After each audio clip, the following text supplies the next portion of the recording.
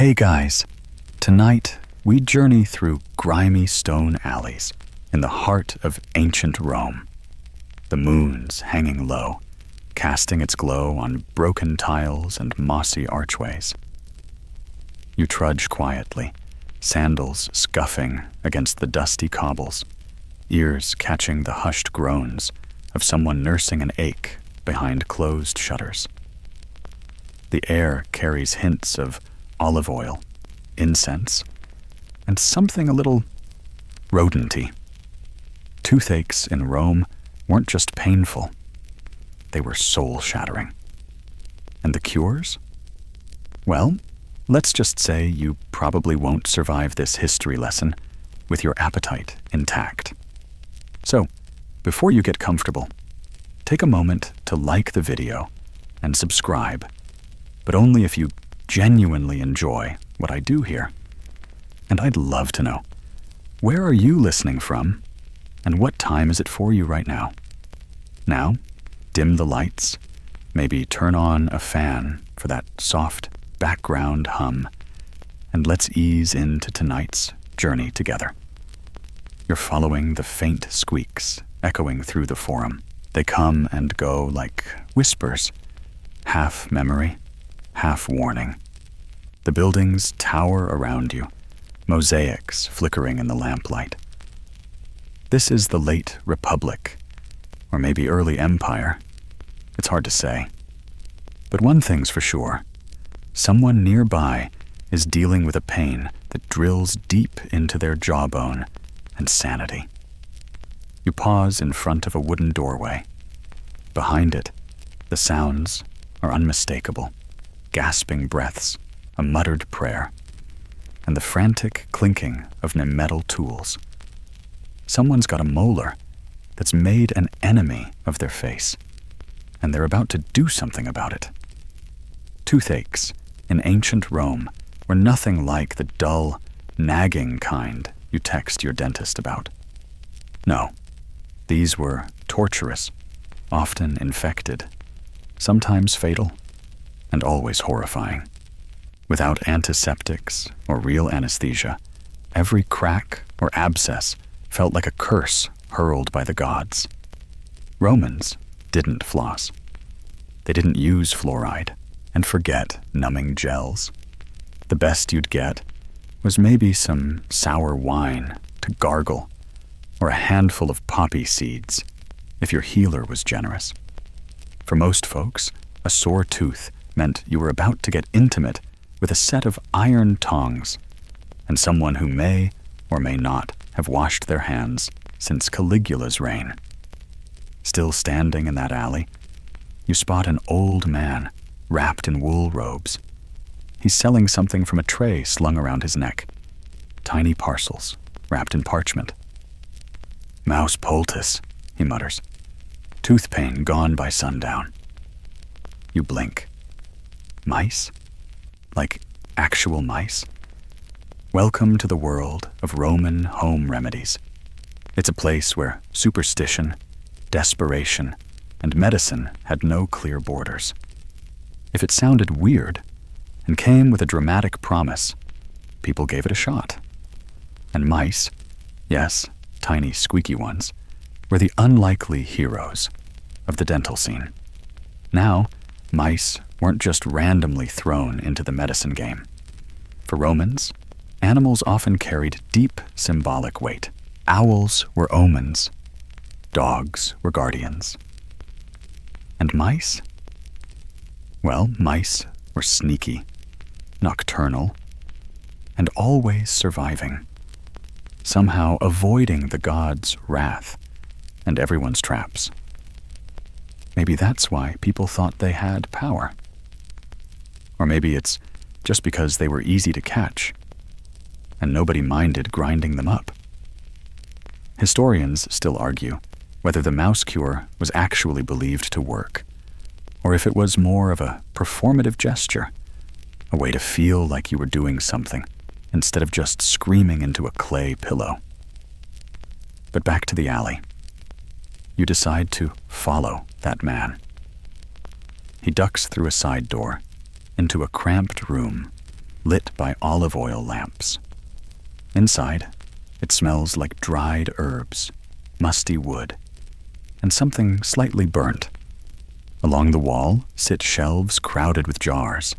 Some are filled with powders, others with oils, and a few clearly hold small taxidermied rodents. A woman sits on a stool, face pale, hand pressed to her swollen cheek. A healer gently unwraps a paste made of mashed herbs, and Mouse remains. He scoops a small blob onto his fingers and presses it to the sore spot. No screaming, just a long exhale and a prayer to Asclepius. And you know what? Maybe it helped. Maybe the ritual alone, feeling seen in your pain, being touched gently, having something rubbed into the agony, gave a moment's relief. The old Roman streets outside hum with quiet nightlife. Somewhere, a market vendor packs up leftover grapes. A child cries. A couple argues in whispered Latin. And you keep walking, your mind stuck on the idea that for centuries, people genuinely thought tiny dead animals could calm the fiercest physical torment. And honestly, compared to some other Roman cures, this one's not even the weirdest. Not by a long shot. Still, it leaves you wondering, who was the first person who looked at a dead mouse and thought, yes, this will fix my face? Was it born out of desperation? A dream? A misunderstanding? You'll never know. But tonight, you're stepping into a world where answers don't come with logic. They come with legend. Section 2. You keep drifting forward, footsteps muffled by centuries of dust as the alleys begin to breathe. Rome doesn't sleep. Not really. It snoozes lightly, twitching with the dreams of senators, slaves, and sore mouths. You pass a fountain where two boys are whispering about a neighbor who screamed all night. Something about his jaw locking up like a gladiator's fist. You don't ask questions. You just listen. Toothaches in ancient Rome weren't merely inconvenient. They were terrifying.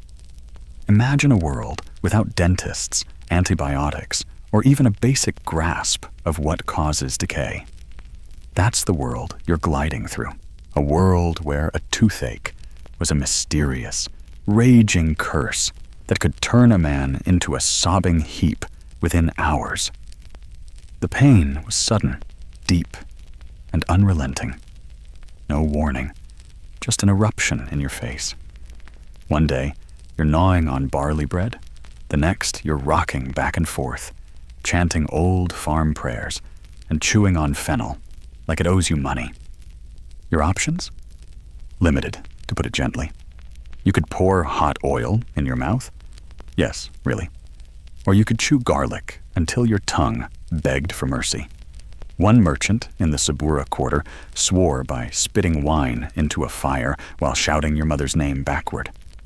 It worked for him, allegedly. But let's not laugh too hard. The truth is, when your mouth felt like it was being attacked by tiny, invisible daggers, you'd try anything, even if it meant rubbing burnt mouse paste into your gums. Historians still argue whether these intense, unbearable toothaches were the result of abscesses, impacted molars, or some yet unknown condition that ran rampant due to diet and hygiene. Some theories suggest certain lead-based Roman cookware may have aggravated nerves. Others point to stone-ground flour, causing microscopic enamel damage. It's a dental buffet of bad news. The diet didn't help. Bread, hard cheeses, dried fruits, everything the Romans loved, had the texture of bricks and the sugar content of betrayal. Even luxury food, like candied figs, could sneak into tooth crevices like sweet, sticky assassins. And don't get started on the wine. Roman wine wasn't your average sip and swoon Merlot. It was often thick, murky, sometimes mixed with resin, and occasionally cut with seawater. Great for a banquet, terrible for teeth. Acidic, corrosive, and served in cups that may or may not have been washed since Julius Caesar's toga party. You wander past a doorway where an elderly woman is cradling her cheek. She's whispering a prayer, rocking slightly. Her daughter hands her a small pouch, crushed herbs, and something furry. The daughter doesn't flinch. She's seen it before. She'll see it again. There were no oral surgeons, no root canals, no tooth-colored resin fillings. A procedure, in Roman terms, usually meant extraction with a long piece of twisted iron, occasionally heated over a flame. The patient sat on a stool. Sometimes they were strapped in, sometimes not. A friend might hold their shoulders, and a third person might, if they were kind, offer wine or opium. But even opium was a rarity. Most people didn't have access to it. If you were poor, your pain was your own. If you were rich, it was your physician's problem. And their solutions ranged from the questionable to the downright apocalyptic. One recorded method: tying a string around the offending tooth, fastening the other end to a door, and slamming the door. Yes, that old chestnut. It wasn't just cartoonish folklore. It was a real, desperate move, especially in households without access to professional help. You start noticing something in the way people carry themselves. Mouths stay mostly closed. Chewing is slow and careful. In this world, dental pain isn't a private inconvenience. It's a looming threat. Everyone knows someone who's been brought to their knees by a bad tooth. And everyone fears becoming that someone. And it wasn't just physical. In Roman society, visible pain was a crack in your armor, especially for men. Stoicism ruled the day, and groaning through a toothache was considered a sign of weakness. Imagine your molar screaming in agony, and you're expected to nod politely through dinner with your patron, while pretending the left side of your face isn't exploding. Women, especially upper-class matrons, had a bit more freedom to express discomfort. But even then, it had to be elegant suffering. Dab the cheek, fan the face, whisper about laudanum in the boudoir. But scream, wail, that was for slaves and fools. And that's what made folk cures, like mouse paste, so tempting. They were quiet, private, and weirdly hopeful. Even if they didn't work, they felt like action. You weren't sitting helpless. You were rubbing something ancient and powerful into your skin and daring the pain to keep going. There's one scroll fragment from the outskirts of Pompeii where a midwife details a remedy given to a young bride. It involves mouse ash, ground with rose petals, warmed in goat's milk, and then applied by a virgin before dawn. Was it nonsense? Probably. Was it beautiful nonsense? Absolutely.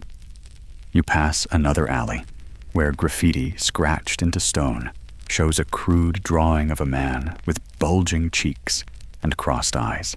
Above it, in shaky Latin, the words, Mors dentis, death by tooth.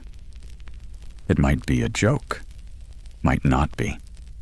Toothaches were that serious. You look up. A shadow moves across a rooftop, probably a cat chasing its prey, or maybe something smaller. something with tiny pink feet and ancient medicinal potential. Section 3. The alley opens up into a small square, cobblestones uneven, a few market stalls abandoned for the night, empty amphorae tipped on their sides like drunken soldiers. The scent of crushed thyme hangs in the air. You hear the low murmur of conversation just ahead and drift toward it, drawn by the warm flicker of lamplight seeping out of a narrow doorway. You step inside.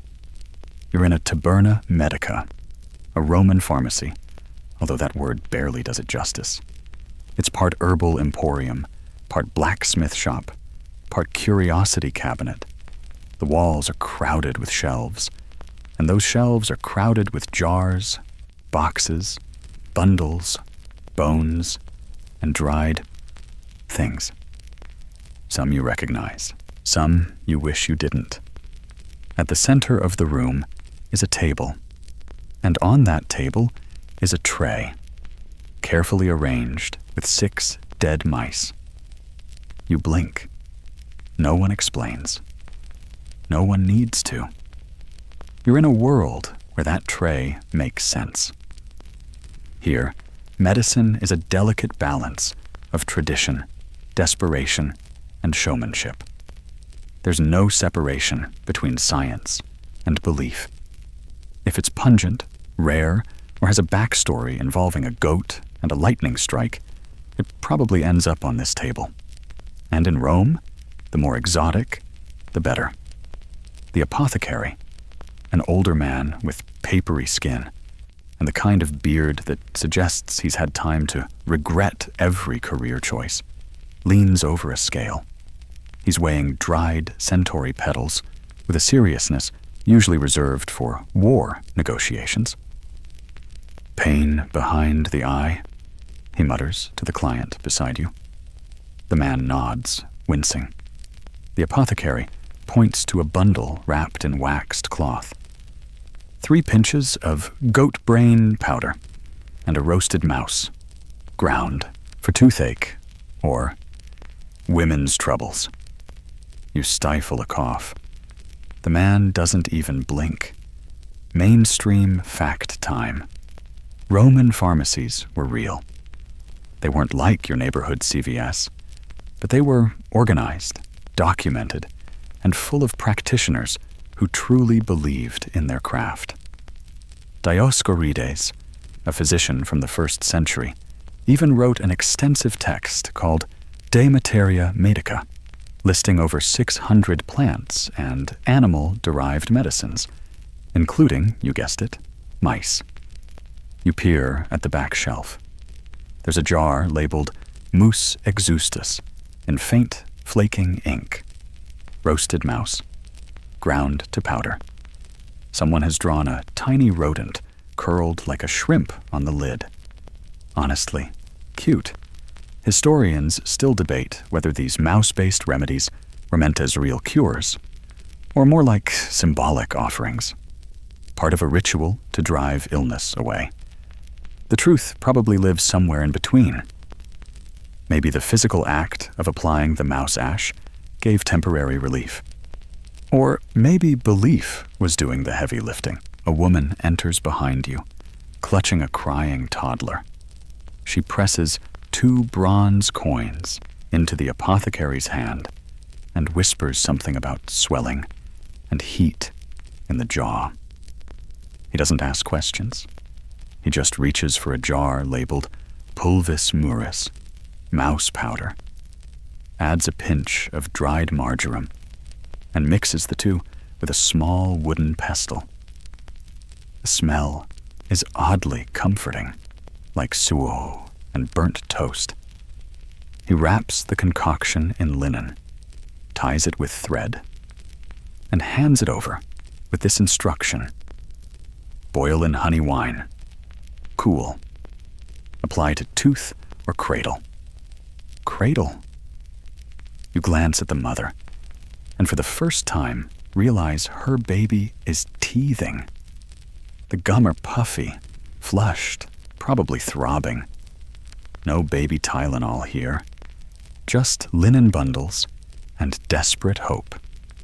In the corner sits a much smaller table with tools laid out.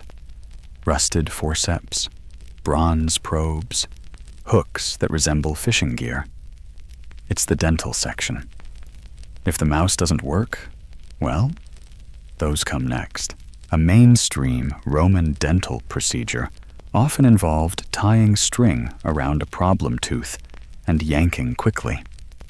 Some even used hot knives to cauterize the gum first. And the worst part? Many of these tools survived the centuries. You can see them in museums. They look like medieval torture devices because they kind of were. You notice a group of herbs hanging from a ceiling beam. Fennel, rue, hyssop, mint, all known for their soothing or numbing properties. But it's the basket beneath them that grabs your attention. Inside are dried mice, not ground, not cooked, just dried. Their tiny claws still visible, their eyes long since gone. Their tails curled like punctuation marks. They're arranged with the same care someone might give to lavender sachets. And yet, there's something oddly reverent about it. The mice aren't thrown around or discarded. They're respected, as if somewhere deep in the Roman psyche, these creatures, lowly, persistent, unnoticed, were believed to carry a strange, inverted power. Disease might hide in them, yes, but so might its cure. Romans loved that kind of paradox. Life in death, order in filth, healing in decay. You run your fingers along a nearby scroll pinned to the wall. It lists prices for different remedies. Mouse powder is surprisingly affordable. Donkey bile, by contrast, costs more than a new tunic. Priorities. There's a stool in the corner where people can sit and wait their turn. A young man is seated there now, cheek swollen, eyes glassy. His hands are shaking slightly. He glances at the mouse tray, then looks away, then back again. He doesn't speak. He doesn't need to. The pain does all the talking.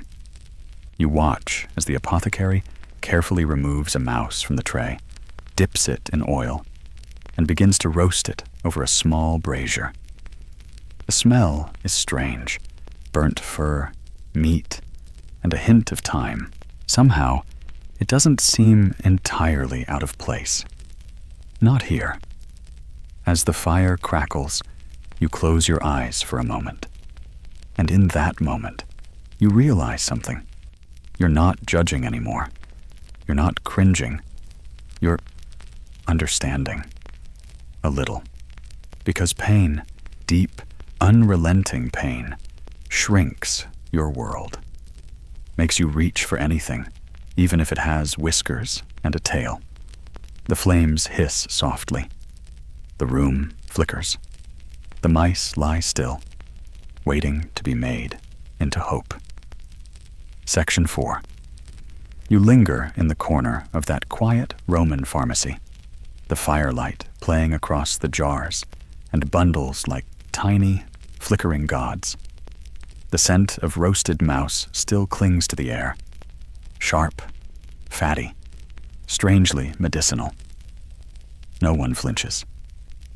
This is normal here. This is science. The apothecary lifts the now charred mouse from the brazier with a long bronze tong. It's blackened, brittle.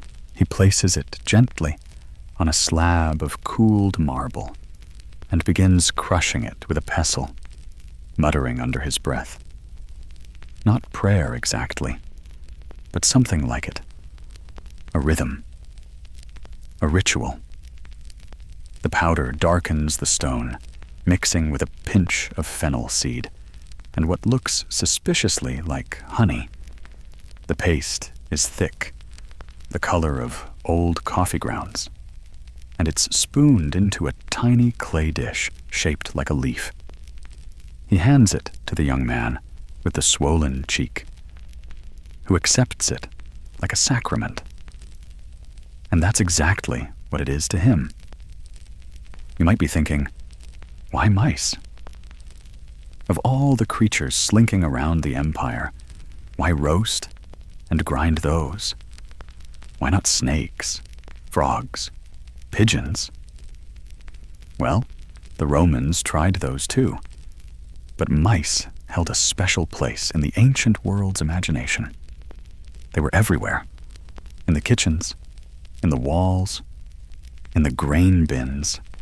And unlike dogs or birds, mice weren't noble or majestic or symbolic of anything particularly good. Instead, they were survivors, scavengers, quiet, quick, shadow-loving creatures that seemed to thrive in filth and famine alike. There's a curious logic at work in that ancient pharmacy. If something as small and persistent as a mouse can survive disease, maybe its essence, burned, ground, and smeared, can drive disease out. A little sympathetic magic, a little biology, a lot of hope. And mice weren't just used for teeth. Oh, no. Romans used them to treat baldness, seizures, and even nightmares. They were pickled, salted, mashed, dried. Some recipes called for mixing their ashes with wine. Others involved stuffing them whole inside cloth pouches and wearing them around the neck. The possibilities were endless, if slightly nauseating. One of Pliny the Elder's more infamous remedies suggested that a roasted mouse could be rubbed upon the gums with frankincense and soot to dispel pain. Another version recommended cutting a live mouse in half, lengthwise, and applying it directly to the cheek. That's right, fresh. Historians still argue whether that last part was ever actually practiced, or if it was just one of Pliny's many "please don't try this at home" entries. Either way, the idea was clear. Mice weren't just medicine. They were part of a language of healing, a vocabulary of the body. You hear the apothecary whisper something to his patient as he applies the warm mouse paste to the outer jawline. Hold still. Do not speak. Do not eat. Let the heat pull the pain away. His hands are steady, his eyes closed. For a moment, it feels more like a priest at the altar than a doctor at work. And it's not just this one man. Roman apothecaries across the empire likely had some version of this cure on their shelves. They traded recipes like gossip, passed scrolls through smoky backrooms, modified treatments based on region, ingredient access, and superstition density. There's evidence that even upper-class Roman households kept mouse remedies in their private cabinets. Not everyone could afford a full-time physician, but everyone had access to a rodent and a fire pit. You move toward a window overlooking the alley. Across the way, a child crouches near a drainage ditch, poking at something. A trap, maybe, or bait. You're not sure what's more unsettling, the act of catching mice for medicine, or how normal it looks when it's done in moonlight. Mainstream historical records confirm that Roman toothaches were treated with a variety of methods, from herbal compresses and cauterization to truly bizarre rituals. Some of these remedies crossed into magical thinking. Some were surprisingly effective, like oil of cloves, which contains eugenol, a natural anesthetic. But none were more enduring, more memorable than the mouse paste. And believe it or not, the idea wasn't purely Roman. In fact, mouse cures show up in Egyptian papyri, Greek treatises, and even some Mesopotamian fragments. There was a strange, ancient consensus across cultures that mice had curative power, especially when it came to the mouth. You lean against the windowsill and think about the psychological side of it. When pain gets bad enough, you stop caring about logic. You stop caring about taste, smell, dignity. You just want it to stop. And if someone tells you a roasted rodent and a sprinkle of cumin will make that happen, you nod. You let them smear it on. You thank them afterward. There's a jar beside the brazier, labeled Fregus dentium, cold of the teeth. You crack the lid open and sniff. The scent is sharp, almost minty, a blend of myrrh, vinegar, and maybe a hint of something gamier. It's another version of the remedy. Different region, different mix. Still includes mouse powder. Of course it does. You step back, your gaze catching the apothecary's eyes for just a moment. He nods, wordless. There's something tired, but kind in his face. He's seen pain. He's seen desperation. He's also seen people walk out of here smiling after an hour of pressed ash and boiled wine. Who's to say it didn't help? Maybe it's not about whether mice had antibacterial enzymes or magical jaw-calming powers. Maybe it's about ritual, about doing something, about belief as balm. And as you drift back out into the night, the wind curling along your skin like soft gauze, you carry with you the strangest truth, that in a world of granite temples and thundering legions, one of the most intimate Roman experiences might have been someone gently rubbing burnt mouse paste into your aching jaw. Section 5. You move quietly now, back through the alleyways, your sandals kissing the stone in slow, steady rhythm. The shadows stretch longer as the night deepens, and the torchlight softens, golden and sleepy. Somewhere, a donkey brays. Somewhere else, a door slams. And beneath it all, the city breathes, the ancient, aching lungs of Rome inhaling incense, dust, and secrets. You pass under an arch and find yourself in a quieter street. Here, the buildings could lean in, listening to each other like gossiping neighbors. There's a smell of boiling garlic. And something else. Fur? You're learning not to ask. What still clings to your thoughts is the strangeness of it all. Mice, toothaches, suffering. And yet, somehow, it fits.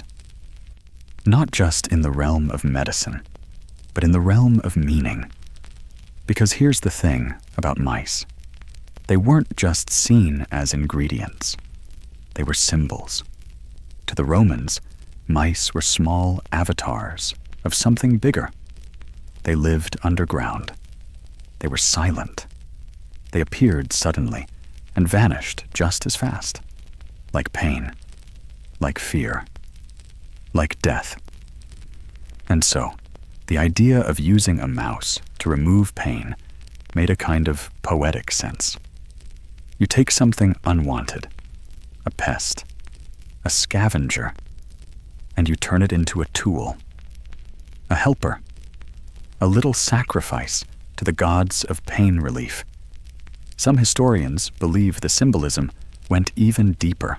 Mice were often associated with the underworld, creatures who traveled in hidden places, burrowed through soil, skittered in the dark corners of temples and tombs.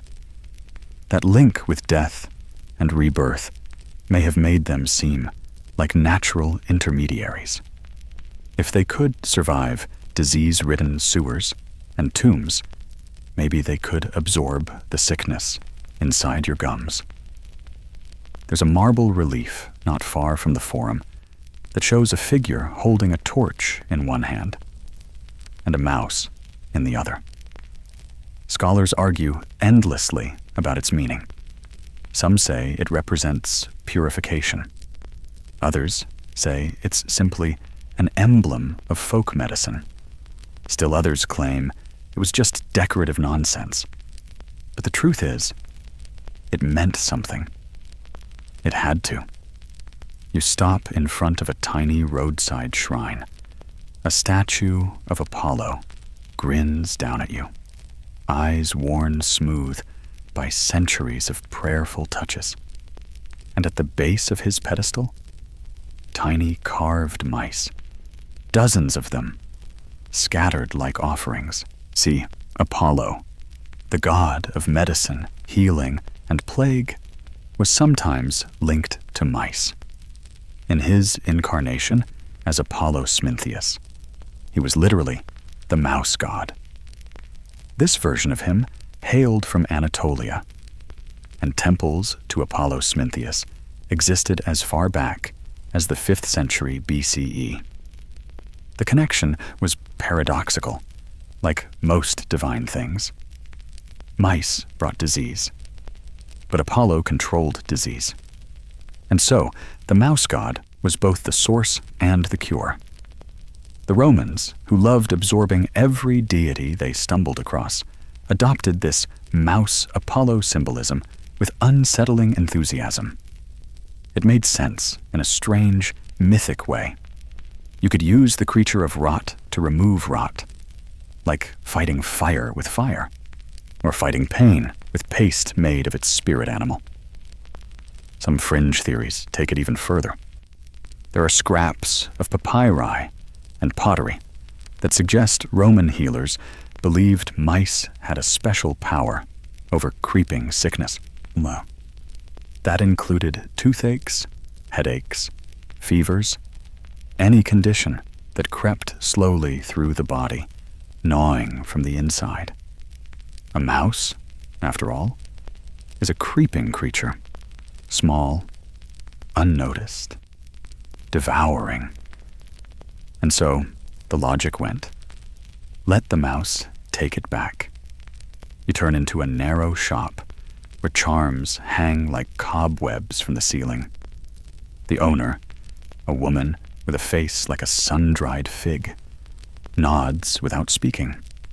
She gestures toward a tray of amulets, some bronze, some carved bone, one that might just be a dried mouse tail tied to a loop of leather. Protection, she says softly, against pain, against infection, against ghosts of teeth. You try not to laugh, because actually, ghosts of teeth feels accurate. If you've ever had dental pain, you know it haunts. It echoes.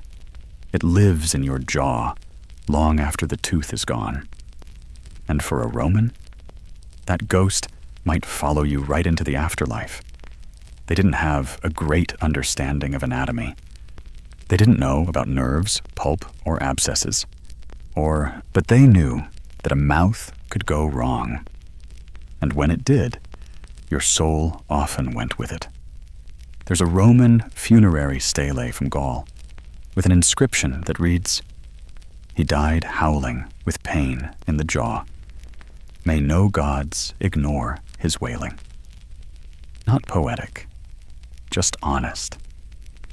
So it's no wonder people turned to the strange and the symbolic.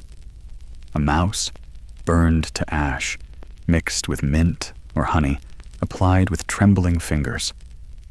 It wasn't just a cure. It was a message to the body. I'm trying. I'm doing something. Don't leave me. You buy the amulet just because. It's probably a rat tail, if we're being honest. But you loop it around your wrist anyway. just in case. And as you step out into the street again, the moon brushes the rooftops like a sleepy hand. You feel the stone beneath your feet, the air on your skin, the odd comfort of ancient logic still whispering in your ears. A cure doesn't have to make sense. It just has to mean something. And in the Rome of the past, a roasted mouse, small, humble, slightly crunchy, meant everything. Section 6. You hear laughter now, echoing from a villa perched along the edge of a hill, its light spilling onto the terrace like warm wine. You climb toward it, drawn by the sound, and soon you're stepping into a dinner party. A proper Roman convivium. Cushions on marble benches, bronze oil lamps casting shadows across pale columns, plates glinting with roast meats and fish glazed in garum. And there, nestled among platters of olives and figs, is the evening's featured delicacy: honey-roasted dormice. Yes, dormice. Gleese, gleese. Fat, sleepy, and stuffed with nuts before roasting. It's the caviar of Roman rodents, served piping hot to men in togas who know how to slurp snails with authority. One guest chuckles as he skewers a dormouse and dips it into a tiny bowl of fermented date sauce. Another licks his fingers and reaches for the next. You watch as a senator bites into one, chewing slowly, until suddenly his hand goes to his cheek.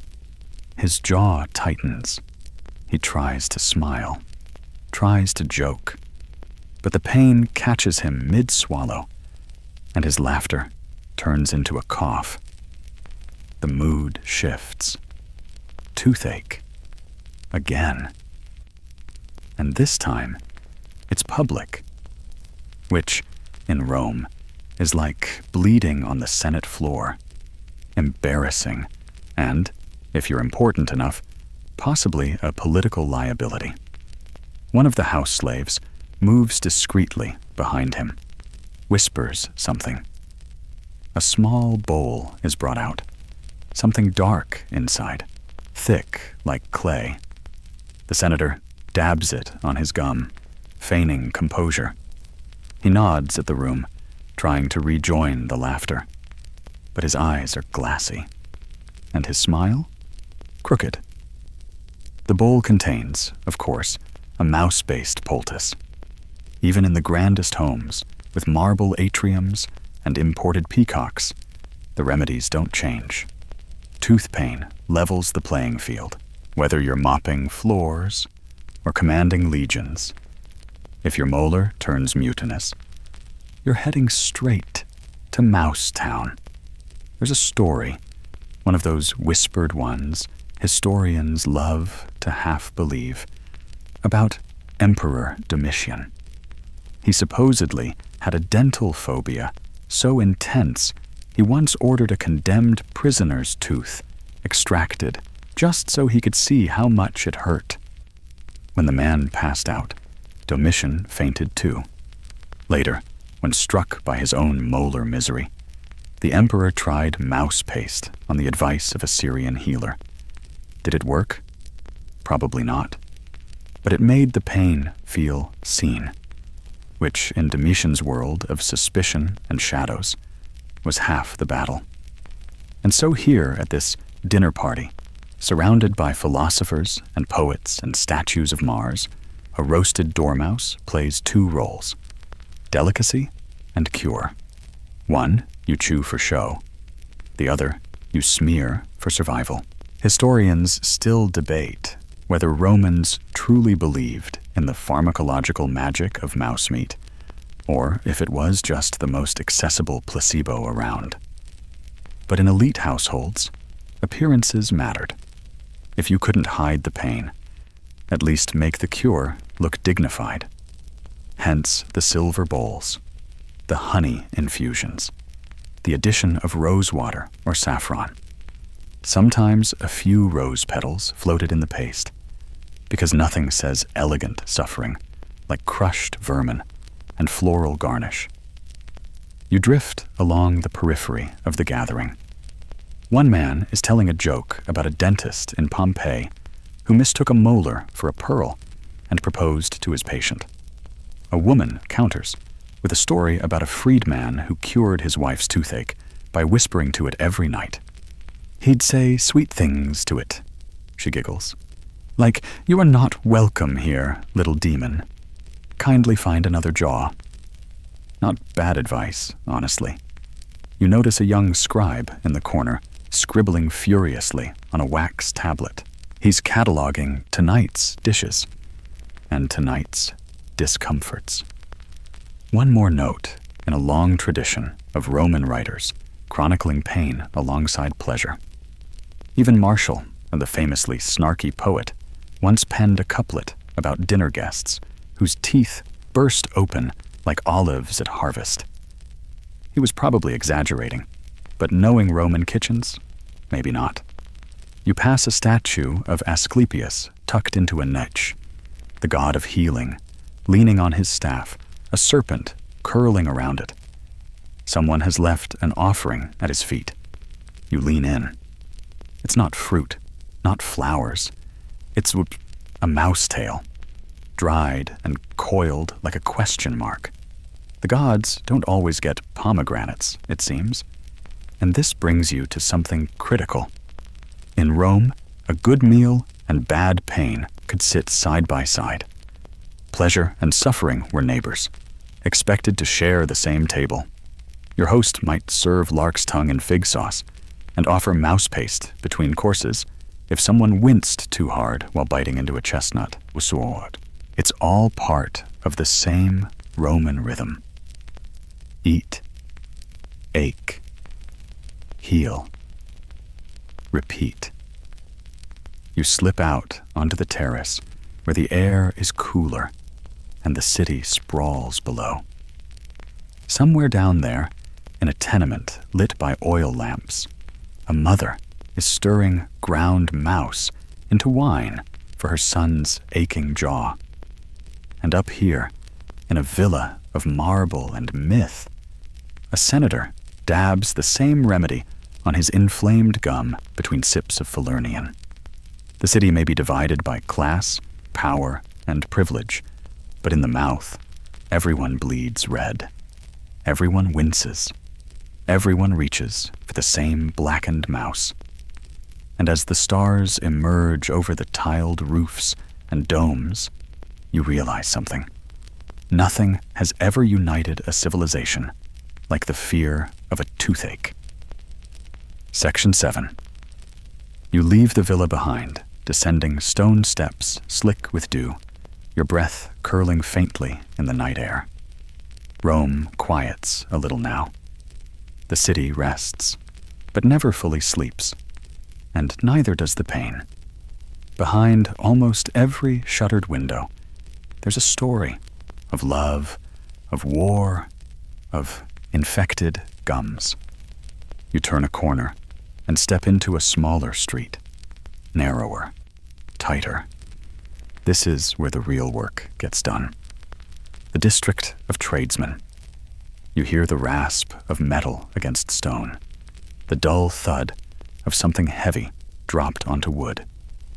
A torch flickers ahead, and there, under its dim glow, stands a man with arms like columns, sharpening something that absolutely shouldn't be near a human mouth. You've arrived at the barber surgeon's. Now, don't let the name fool you.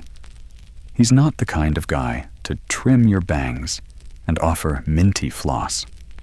No, the Roman barber was a multitasker. He shaved beards, lanced boils, stitched wounds, and yanked teeth, all with the same pair of iron tools, sometimes wiped, often not. This man's shop is basic. A stool, a bench, a fire pit, and hanging on the wall, an array of instruments that would make a modern hygienist faint. tongs shaped like bird beaks, forceps with jagged claws, and bone scrapers that look suspiciously like melon scoops. One of the tools is blackened from fire. Another is stained. You don't ask what with. A customer is seated on the stool now, legs trembling slightly. His mouth is open. The barber leans in, grips something with iron pliers, and, without so much as a countdown, pulls. There's a pop, a spurt. The man slumps forward, eyes wide, mouth bleeding. No anesthesia, no sterilization, no soothing playlist of lo-fi beats to survive your extraction to. Just grit and bear it. The barber drops the offending tooth into a jar with a clink. He reaches for a cloth and a small jar of, yes, mouse paste. He dabs it onto the raw gum with surprising tenderness. To keep the spirits out, he mutters. And the rot. It sounds superstitious. It is superstitious. But it's also the closest thing Rome has to post-op care. You'd think, with all this gore, people would avoid barber surgeons, like the plague. But actually, they were vital. In a city where licensed physicians were expensive and rare, these men were the front line of pain management. And their reputations were made not just on skill, but on nerve. Some even had their own remedies, a family recipe, passed down, and probably involving charred rodents, river herbs, or powdered ambergris. One notorious barber in the Esquiline district was known for mixing roasted mouse with vinegar and beeswax, then packing it into the socket with a sliver of linen. His slogan, "So the mouth does not call the underworld." Catchy. Historians still debate whether these barbers knew anything about infection or bacteria. Some suggest they recognized that certain poultices reduced swelling or kept the wound cool. Others say it was all bluff, bolstered by bravado and superstition. But oddly, their survival rate wasn't always terrible, mostly because they kept things moving. Fast cut, fast pack, fast prayer. You crouch near the doorway as the next patient walks in, a woman this time, middle-aged, with a scarf wrapped tightly around her jaw. She says something about the worm, and the barber nods knowingly. Yes, the infamous toothworm theory. For centuries, people believed toothaches were caused by actual worms burrowing into your teeth and writhing in your gums. You couldn't see them, but you could feel them wriggling. Some said they made a soft clicking sound if you listened close enough. The only way to stop them? Burn them. Drown them. Or, of course, feed them something worse, like mouse ash. So here's this woman, eyes closed, trusting a man with soot on his fingers and a blade at his belt to evict the evil worm from her mouth using the powdered remains of a sewer critter. It sounds absurd now, but in the darkness of pre-modern medicine, it made perfect sense. You felt something crawling? Then something was crawling. The human mind will find an answer to pain, even if it has to invent it. You watch as the barber hands the woman a small cloth-wrapped packet and says, "Heat it, chew it soft, and sleep with it under the tongue." She nods, drops a coin on the bench, and disappears into the alley fog. Another patient steps up. Another story of aching jaws and dreams haunted by chewing. The cycle continues. Nearby, a cat slinks through the gutter, chasing a real live mouse. The irony is almost too perfect. Here in this corner of Rome, mice are both problem and solution. vermin and remedy, creature and cure. You sit for a moment, watching the barber clean his tools by dipping them into a boiling pot. The steam smells like herbs and iron, and something faintly singed, probably fur. He notices you, gives a short nod. You nod back, a silent acknowledgement of the strange world you now inhabit, because you're starting to get it. In a time without anesthesia, antibiotics, or even decent soap, pain was a god. And the only way to appease that god was sacrifice. In this case, a small, squeaky one. And honestly, compared to what you've just seen, mouse paste suddenly doesn't sound so bad. Section 8. You move on through the quiet streets, past shuttered bakeries and sleeping dogs, the moon slipping behind a rooftop like a bashful actor exiting the stage. The city has mellowed into its late-night hum, the kind that makes every stone echo louder, every whisper seem like a confession. And then you see the scroll. Well, not just a scroll. The scroll. A thick, crumbling roll of parchment chained behind glass at the entrance to a scribe's booth. Its title, written in heavy black ink, curls like ivy. Naturalis Historia, Liber Vitae, Pliny, the Elder. You sigh, because of course, it's him. See, if Rome had a Renaissance man for the weird, the wonderful, and the wildly inaccurate, it was Pliny the Elder. Naturalist, naval commander, compulsive note-taker, and quite possibly the original Wikipedia page with no citations. He cataloged everything: plants, stars, elephant mating rituals, and yes, dental cures involving mice. You step inside the booth, drawn by curiosity and the faint scent of stale ink. The scroll on display is a copy, of course, probably a local scribe's version meant to lend the shop a whiff of intellectual gravitas. But the text? That's real Pliny, and he's in rare form.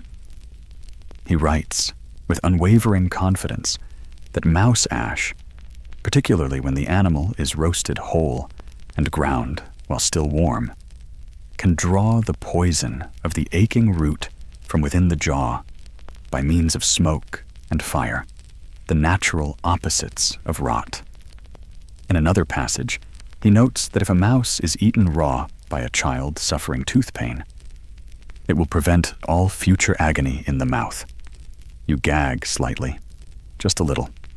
Historians still argue whether Pliny actually believed everything he wrote, or if some of it was hearsay he jotted down while half listening at a banquet. Either way, his Naturalis Historia became the cornerstone of Roman scientific knowledge, and a treasure trove of oddities. If you wanted to know what Romans thought of thunder, crocodile dung, or toe fungus, you went to Pliny. And while some of his advice bordered on dangerously bad, he wasn't always wrong. His observations on mineral medicine, the use of willow bark, which contains salicin, a natural painkiller, and certain antiseptic herbs were surprisingly close to modern findings. But mice? That's where things go from mildly strange to fully cheese-scented insanity. According to Pliny, certain types of mice were better for medicine. The wild field mouse, for example, had stronger essences than its city cousin. White mice were considered too clean to be useful. Black mice were prized for their connection to darkness and mystery, ideal for drawing out hidden pain. And pregnant mice, allegedly potent, for reasons we do not need to unpack right now. You glance at another passage that details a method for curing toothache by inserting roasted mouse bones into the ear on the same side as the pain. To confuse the nerve, Pliny writes, as if explaining why one might wear mismatched sandals on a date. The scribe, an older man with ink-stained fingers and the general demeanor of someone who's read way too much Pliny, notices your interest. "Ah, Liber 28, he murmurs. "That's the good one. All the animal remedies. You know he suggests boiling a weasel to relieve gout?" You nod slowly, resisting the urge to ask whether the weasel volunteered. The scribe continues, clearly delighted to have an audience. Pliny believed mice carried the spirit of survival. They fed on what humans discarded, lived where humans didn't look. He thought by ingesting or applying them, you could absorb that persistence. It's poetic. Gross, but poetic. And it fits the Roman worldview. That strength could be transferred, pain transmuted, balance restored through ritual and matter. It wasn't about killing the pain. It was about transforming it, shaping it like clay into something you could name, point to, burn, and bury. You leave the booth, the scribe still muttering passages behind you. The ashes of a rat mixed with mint and fig milk, applied before the moon rises. Outside, the city air feels sharper, more awake. Pliny's ghost trails you like a lecture you didn't ask for, but can't unhear. You wonder how many people followed his advice out of desperation. How many genuinely felt better? Not because the cure worked, but because they believed it would.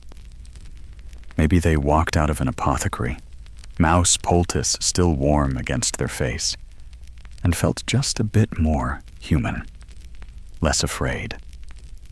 That's the part historians rarely write about. The moment after. The breath between pain and peace. You lean against a column and look up. The stars blink overhead, indifferent. Somewhere, a rat scurries through a rooftop vine, carrying nothing but crumbs and ancient medicine in its DNA. And you, dear time traveler, now carry something too. The knowledge that one of the greatest Roman minds told people to rub dead mice on their teeth and call it science. Pliny, you wild sage of soot and scrolls. You never disappoint. Section 9. The wind shifts a little as you continue down the street, stirring the dust in lazy curls, carrying the faint smell of smoke and figwood. Your sandals crunch over fallen olive pits and the occasional fishbone, leftovers of someone's midnight snack or failed offering. And then you pass a wall, old, cracked, covered in layers of graffiti, some faded, some fresh. You see names, obscenities, declarations of love, and one sketch that catches your eye. A crude face, cheeks puffed, mouth agape in a dramatic scream. Next to it, someone has etched 2 words in jagged Latin. Vermes dentium, sa tooth worms. This, dear listener, is where Roman medical theory takes a turn for the delightfully weird. Because, for centuries, people across the ancient world believed that toothaches weren't caused by rot, nerves, or bacteria. They were caused by tiny worms living in your teeth. Yes, worms. Little squiggly beasts nestled in the crevices of your molars, chewing their way into your sanity. You step into a nearby courtyard, quieter now, where someone's hung garlic from the rafters, not for cooking, but likely for warding off sickness. The place smells sharp, earthy, defensive. And it fits. Romans were terrified of decay, and in their worldview, worms were the ultimate sign of corruption. If something rotted, it had worms. If something ached, it must be crawling. So when your tooth started to throb, when it pulsed and thudded in time with your heartbeat, the logic was simple. A worm was digging through your enamel, gnawing at your jaw, nesting in your nerves. Historians still argue whether this belief originated with the Egyptians or the Babylonians. A Sumerian medical tablet from around 2000 BCE even describes a tooth demon in the shape of a worm, pleading to be allowed to feast on a man's molars. Charming bedtime story, that one.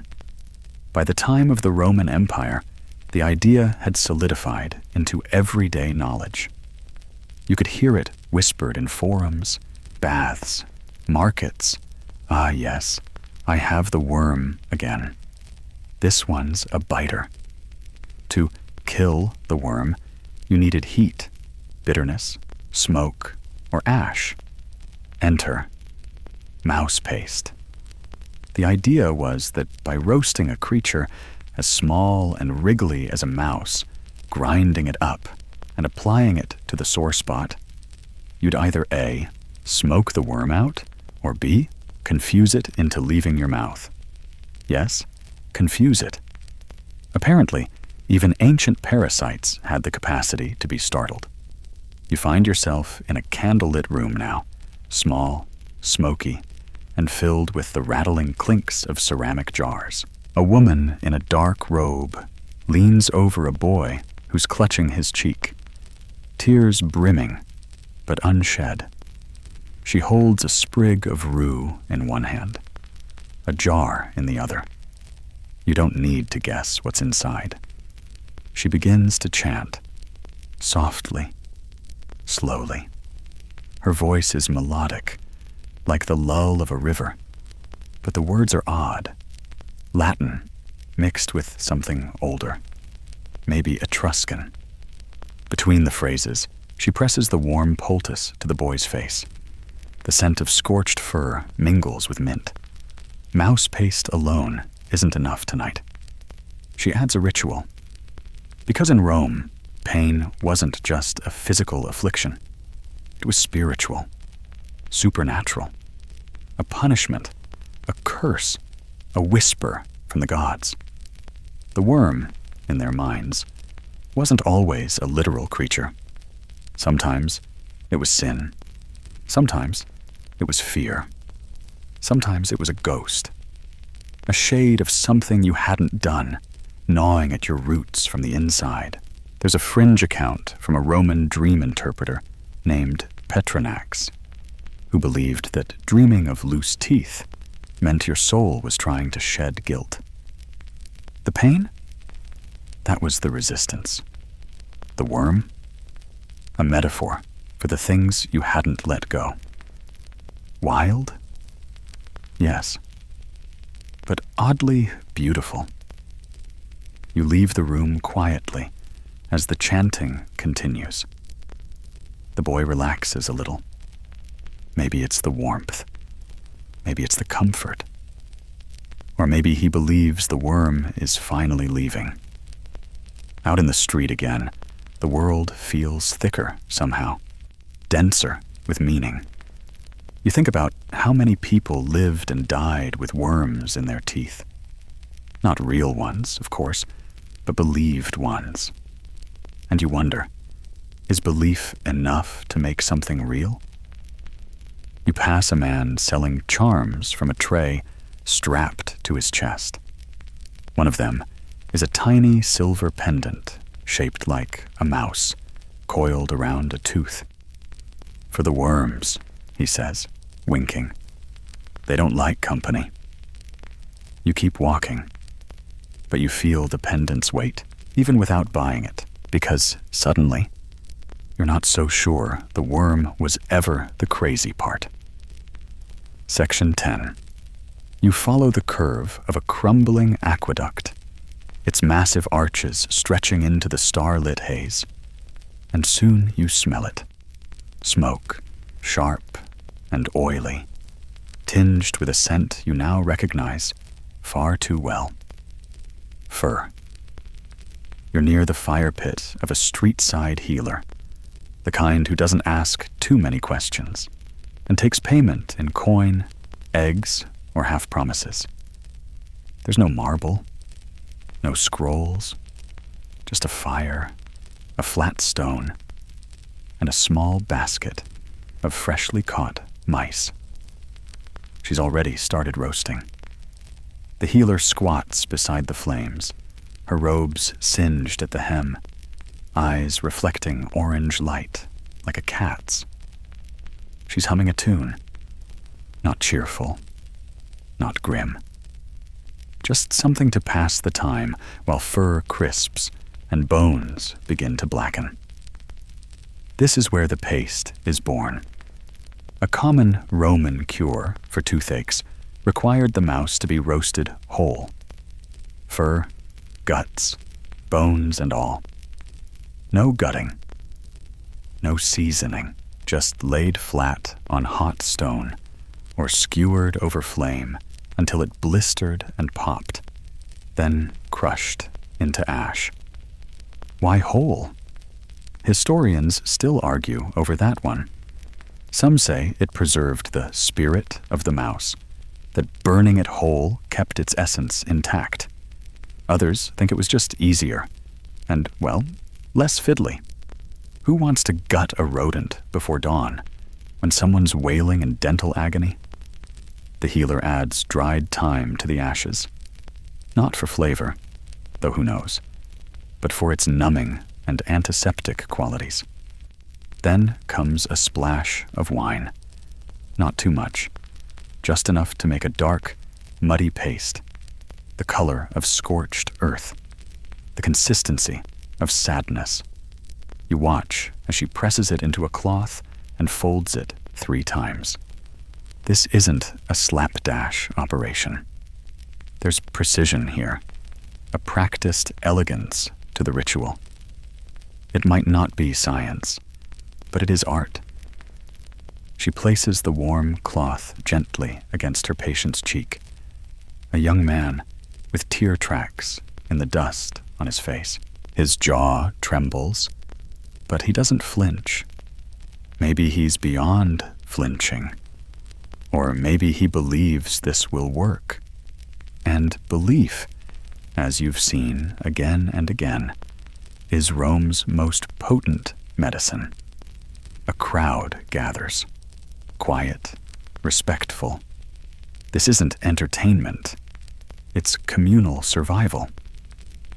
A woman in the back mutters, "Mouse again?"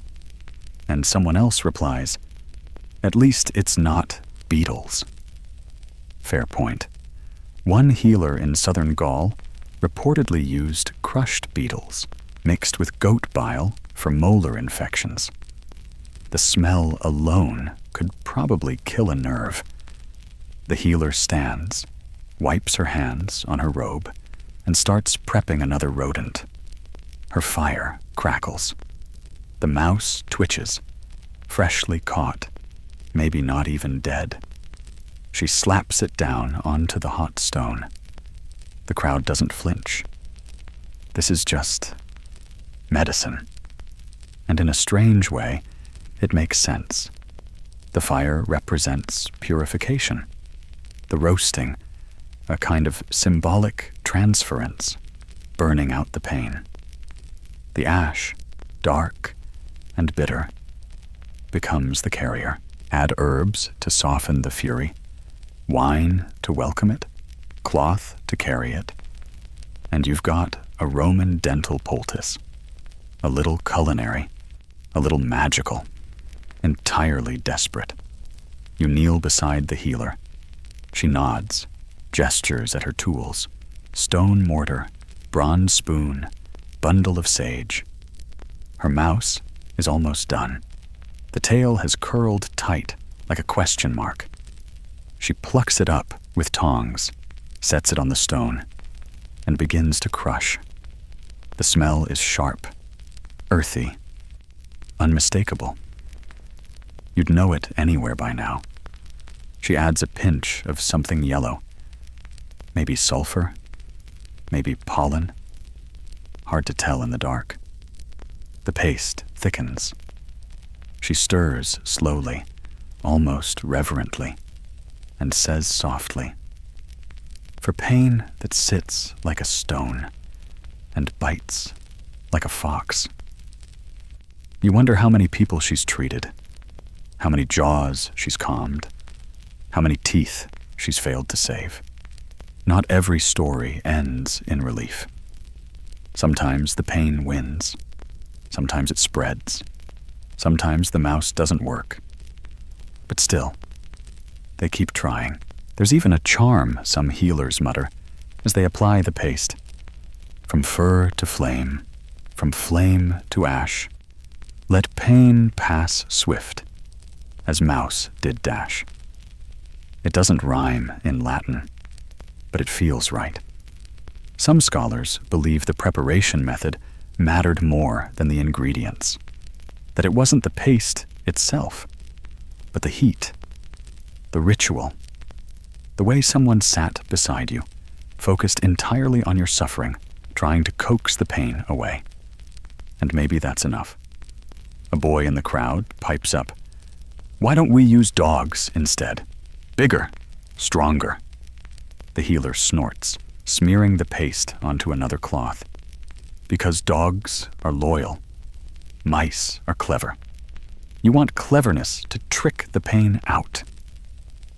It's logic like that makes Rome feel both alien and oddly familiar. You step back as the crowd disperses, the last of the smoke curling upward like a prayer. The healer doesn't stop. She already has another patient waiting, another story, another mouse. You look at the stone slab one last time.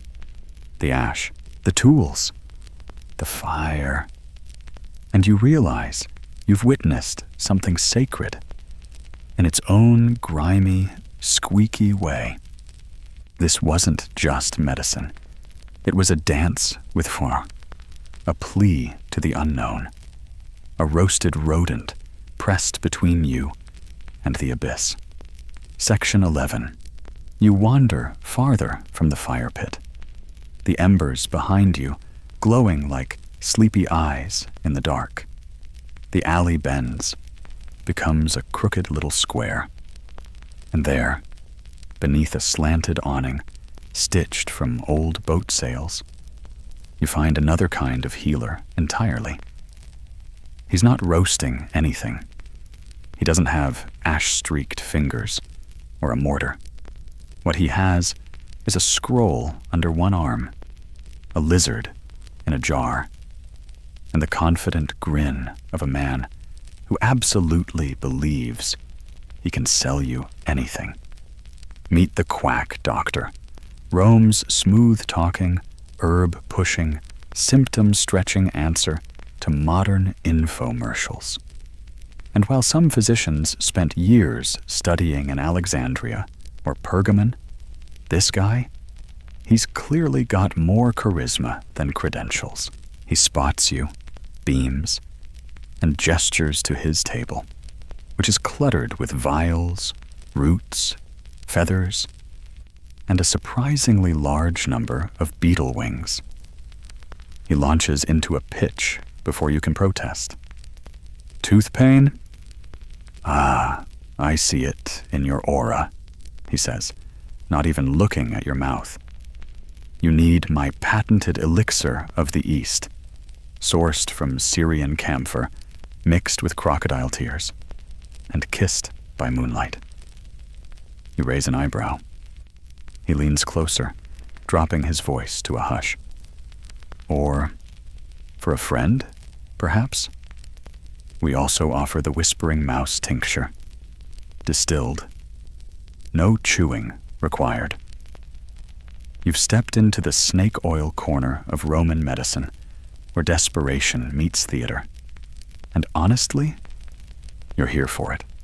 These roaming healers, or medici circulatores, set up shop in markets, taverns, and sometimes temple steps. They claimed to cure everything from deafness to heartbreak. Toothaches were easy business. They were common, painful, and visible. A man clutching his jaw was basically a walking advertisement. And while not all these guys were outright frauds, many used exotic ingredients, flashy language, and invented rituals to impress clients. Mouse-based remedies? Oh, those were just the tip of the weirdberg. One popular concoction involved mouse ash, but only if it had been blessed during a lunar eclipse. Another had to be mixed with the bile of a black rooster, aged in amphorae for 9 days, and then applied to the left cheek only, preferably while fasting. Historians still argue whether any of these variations made a difference. Some say the additives were mildly numbing. Others think the show was the cure. You didn't just get a treatment, you got a performance. The quack, before you pulls out a small wax tablet, sketches a tooth with what appears to be flames shooting from it, and says, "See here? This is what your inner heat does when misaligned. That's why the mouse ash must be cooled with lunar salt. Otherwise, the worm retreats into the bone." You resist the urge to applaud. This man is running on pure improvisation. And yet, there's a long line of customers behind you. An old woman with a scarf tied tight around her chin clutches a single coin, murmuring that she's been awake 3 nights from the devil in her jaw. The quack assures her the Eastern method is her best hope. A teenage boy with tear-streaked cheeks listens carefully as he's told to chew on a mouse skin-wrapped date pit to confuse the pain spirit, naturally. There's even a merchant, likely wealthy, nodding thoughtfully as he sold a silver-charged rodent amulet, which is quite literally a dried mouse with a coin shoved in its mouth and a string around its tail. You might laugh if it weren't all so painfully familiar, because even today, how far are we from this kind of logic? Fancy packaging, bold claims, ancient secrets, limited time offers. Pain has always been good business. And in Rome, toothaches were practically a gold mine. And not all quacks were ill-intentioned. Some truly believed in what they sold. After all, if enough people reported relief, whether from the ritual, the belief, or the mild, numbing herbs tucked in the recipe, then maybe it was working. Placebo, yes, but placebo with panache. You step aside as another man takes your place. The quack spins the same tale, just slightly altered. This time, it's a mouse of the southern vineyards, caught during a rainstorm, dried over sandalwood, and infused with prayers to Fortuna. The price? 2 coins. But only tonight, he says with a wink. You slip away from the crowd, your mind buzzing. There were real doctors in Rome, of course. Some trained in Greek schools, studied anatomy via gladiator wounds, and wrote actual case notes. But for most Romans, medicine wasn't about academia. It was about what you could afford, what you'd heard from your neighbor, and what felt powerful in the moment. If that meant mouse paste from a scroll-toting charlatan with a winning smile and goat-skin sandals, then so be it. After all, when your tooth's on fire, you're not looking for citations. You're looking for mercy.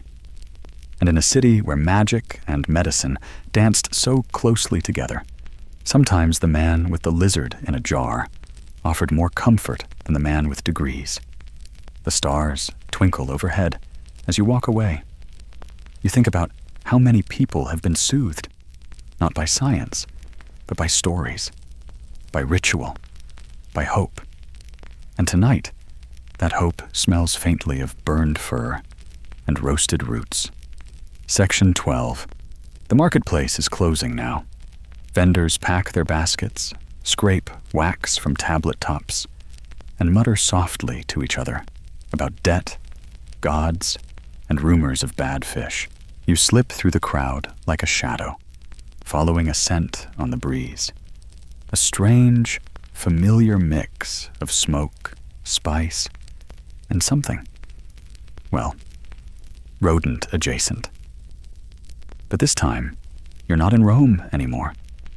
You're in Alexandria, then Babylon, then Memphis, then Athens.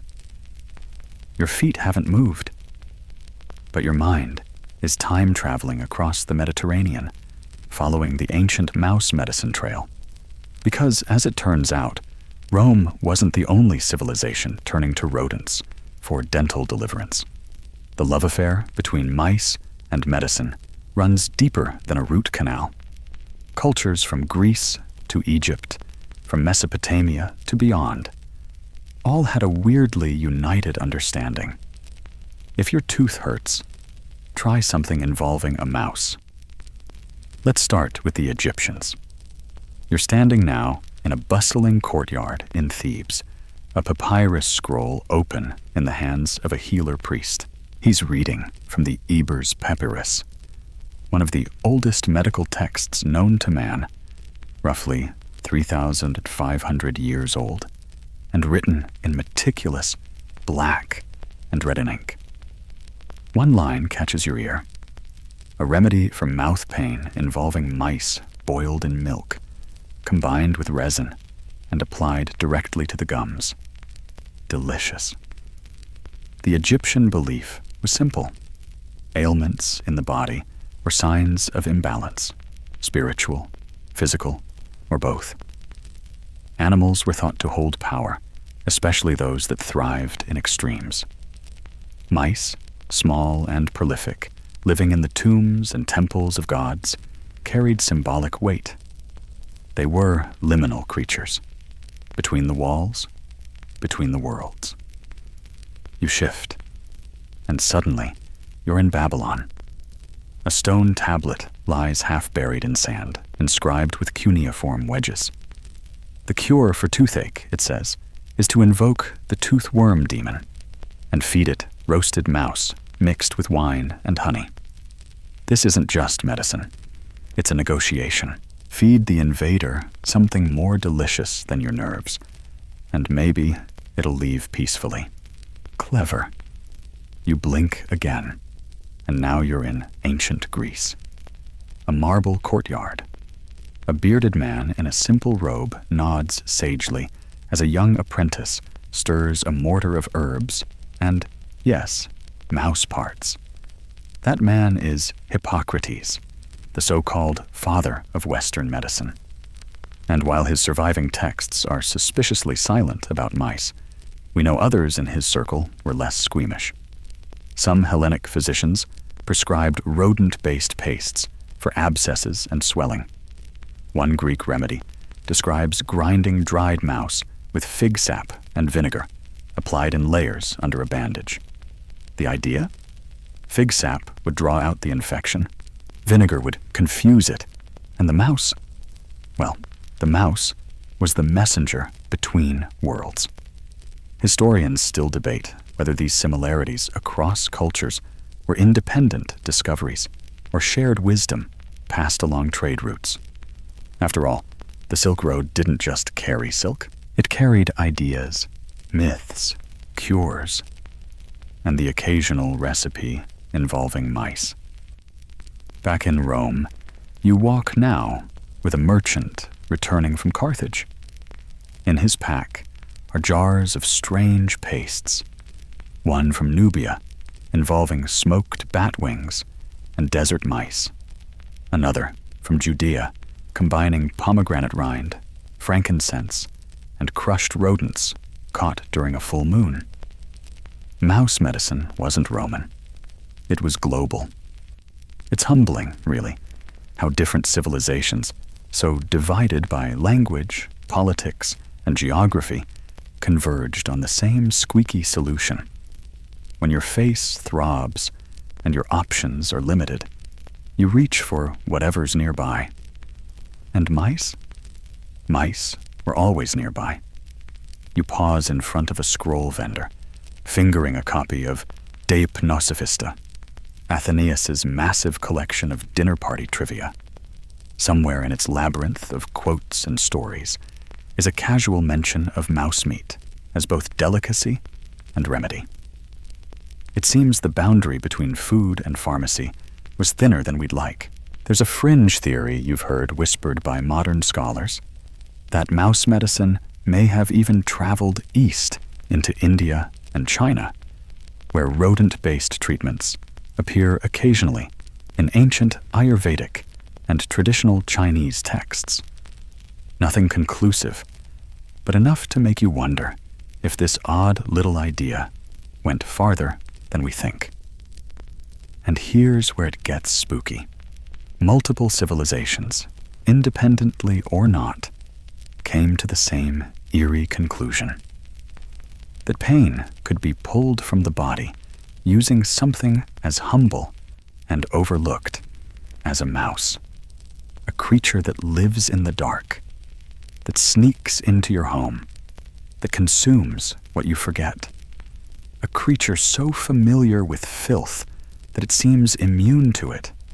Maybe, in some strange psychological way, the mouse became a mirror for pain, small, invisible, persistent. And if you could catch that, burn that, smear that across your skin, maybe you'd trick your pain into thinking it had already been destroyed. You wander again through the Roman streets, the layers of civilizations thick in the air. Stone upon stone, cure upon cure, belief upon belief. And you start to realize it wasn't the paste. It wasn't even the mouse. It was the idea that pain could be transferred, that something unwanted in your body could be drawn out and trapped in a thing, and that by burning it, grinding it, spitting it into the earth, you might be free. And so, whether in Egypt or Greece or Rome, people kept trying. They roasted, they whispered, they believed, and sometimes the pain went quiet. Section 13. You pass under an archway wrapped in ivy, your fingertips brushing the stone as if trying to read the history etched into it like braille.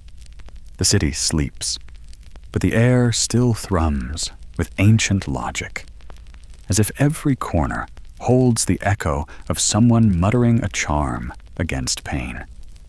You're beginning to see the pattern. In Rome, medicine wasn't a tidy science.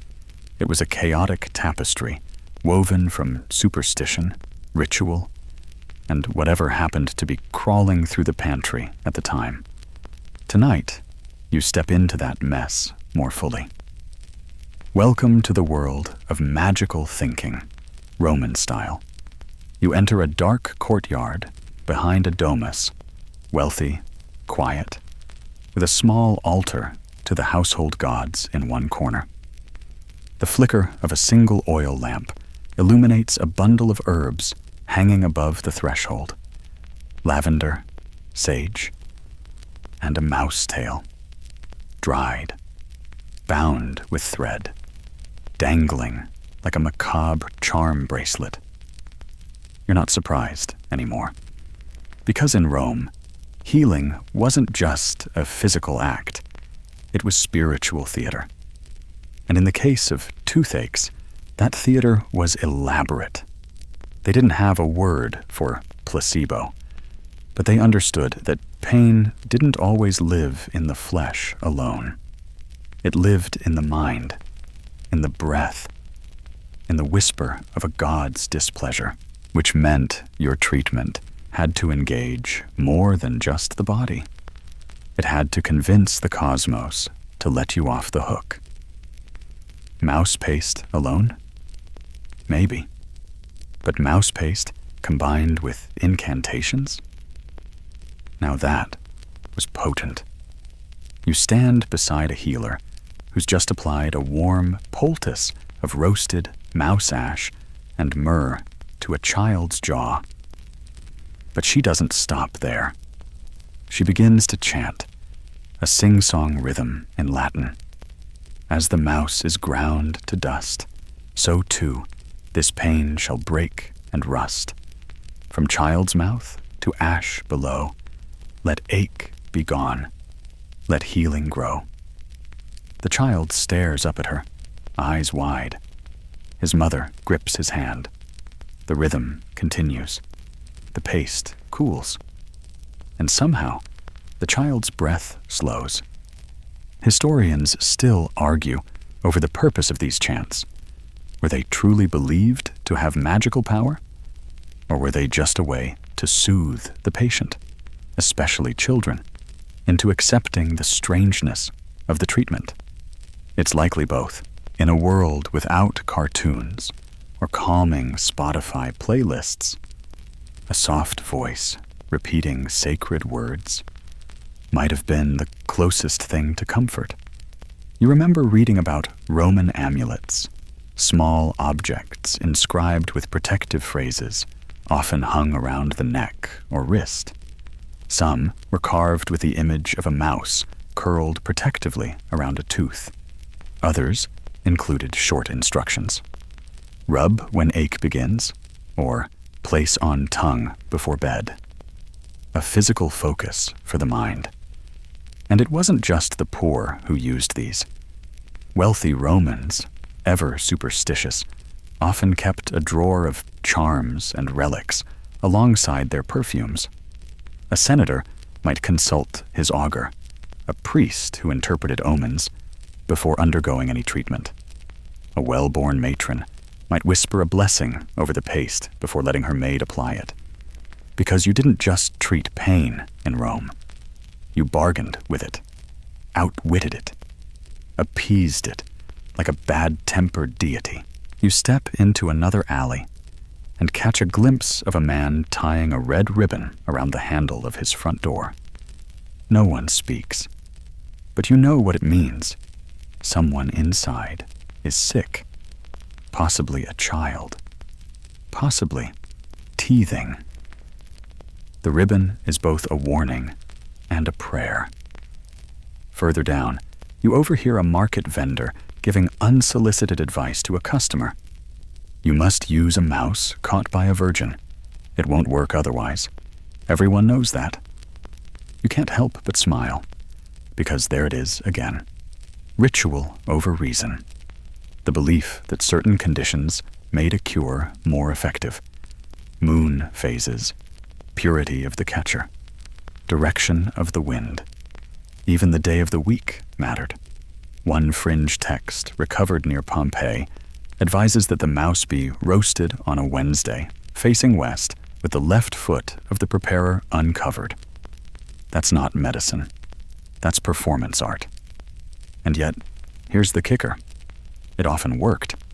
Not because of chemistry, not because of medical insight, but because the patient believed it would. And the healer believed it too. You duck into a small jar where a woman sells dried herbs and powders in tiny jars. She doesn't blink when you ask about mouse-based salves.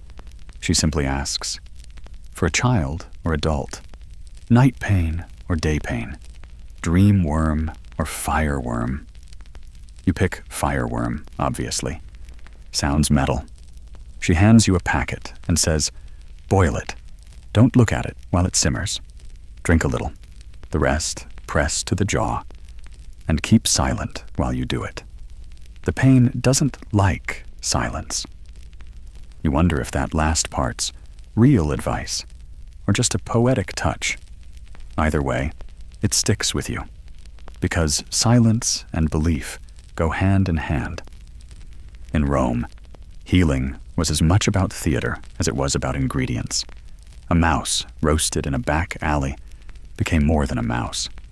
It became a vessel, a symbol, a participant in your suffering, and hopefully, your relief. You step back into the street, packet in hand. You don't plan to use it, but holding it feels like holding a piece of ancient empathy. And that's what Rome's magical medicine was all about. Not logic, but hope dressed in ritual. And sometimes, that's enough to make the pain ease, even just a little. Section 14. The night deepens as you drift through another district, quieter than the last. The flickering lamps are fewer now, and the sounds more distant. You hear a low murmur from behind a cracked window, a hiccup of laughter, then silence again. But you're not alone. Not really. Because something is moving in the shadows with you. Small, quick, curious. You pause near a sewer grate, just in time to see it. Two glinting eyes, a flash of gray fur, a whiskered nose twitching at the scent of old cheese or maybe burnt herbs. A mouse. Of course. And now, finally, you begin to understand. Mice were everywhere in ancient Rome. In the kitchens, in the storerooms, in the temples, in the walls. They weren't just pests. They were neighbors, uninvited, certainly, but very much present. And they knew more about your life than you'd like to admit. You follow the twitching tail of your furry companion as it disappears behind a heap of amphorae. There's movement in the alleys, subtle, rhythmic. The sound of claws on tile, nests behind market stalls, squeaks beneath the floorboards of noble homes. Romans lived with mice the way we live with streetlights or elevator music, passively annoyed, quietly resigned, and occasionally, weirdly superstitious. Because while they were cursed for chewing grain and carrying fleas, mice were also respected in that wary, ancient way of things that endure.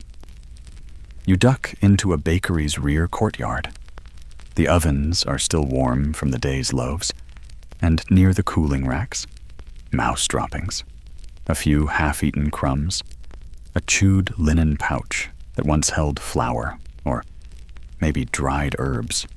The baker must have seen it too, because nailed to the lintel above the doorway is a tiny charm, a carved bone mouse with a bronze spike through its tail. Not a trap, a ward. Turns out, some Romans believed that inviting a mouse spirit into your home via symbol would protect you from real infestations. The logic? If the spirits are satisfied, the animals will stay away. It didn't always work, obviously. But more importantly, this shows that mice weren't just physical creatures. They were spiritual agents, with one paw in the mortal world and the other twitching in the divine. They crept into everything. They had starring roles in omens, for example. A mouse crossing your path on the way to a wedding? Bad luck. A white mouse in your temple? Good sign. A dead mouse in your wine jar? Time to burn the house down and start over. And temples? Yes, even those lofty places of marble and incense weren't immune to these furry interlopers. There's a legend from the temple of Apollo Palatinus. During one summer of plague, the priests found mice nesting beneath the altar. Instead of removing them, they took it as a sign that Apollo himself who, if you remember, had a whole mouse god thing going on, was delivering a message. The priests began a ritual of feeding the mice offerings of milk and millet, hoping to earn divine favor. Some claim the plague eased shortly after. Others say the mice just got chubby. Historians still debate whether such temple mice were considered divine messengers or simply tolerated residents. But graffiti found nearby includes scratched prayers like, "May the gnawing end within and without," and "To the mouse of Apollo, take the rot from my teeth." That last one? Probably not metaphorical, because mice weren't just scavengers. They were extensions of pain, creatures that consumed, that infiltrated, that mirrored what was happening inside your body. In fact, there's a poem from a minor Roman poet, name lost, as so many were, that reads, "A worm in the tooth, a mouse in the bread. One eats my grain, one eats my head. You stand now in a dilapidated domus, the walls etched with mold and fading frescoes. A hole in the floor leads to a crawl space. You shine your lamp down and see a nest, twigs, fabric scraps, and the unmistakable glint of a ring. A mouse horde. Somewhere out there, a rodent was stealing from the rich long before Robin Hood ever picked up a bow." You start to think of all the layers of meaning these animals carried. Survival, corruption, cleverness, impurity, transformation. One moment, they're ruining your barley. The next, they're healing your gums. Duality was the Roman way. Opposites held together in tension. Mice brought sickness and carried it away. They chewed through your grain and chewed through your pain. They slipped past walls and slipped into your beliefs. So of course, they ended up in your medicine. You step back into the alley. The city is quieter now. A breeze rustles a curtain. And behind it, another squeak. Another watcher.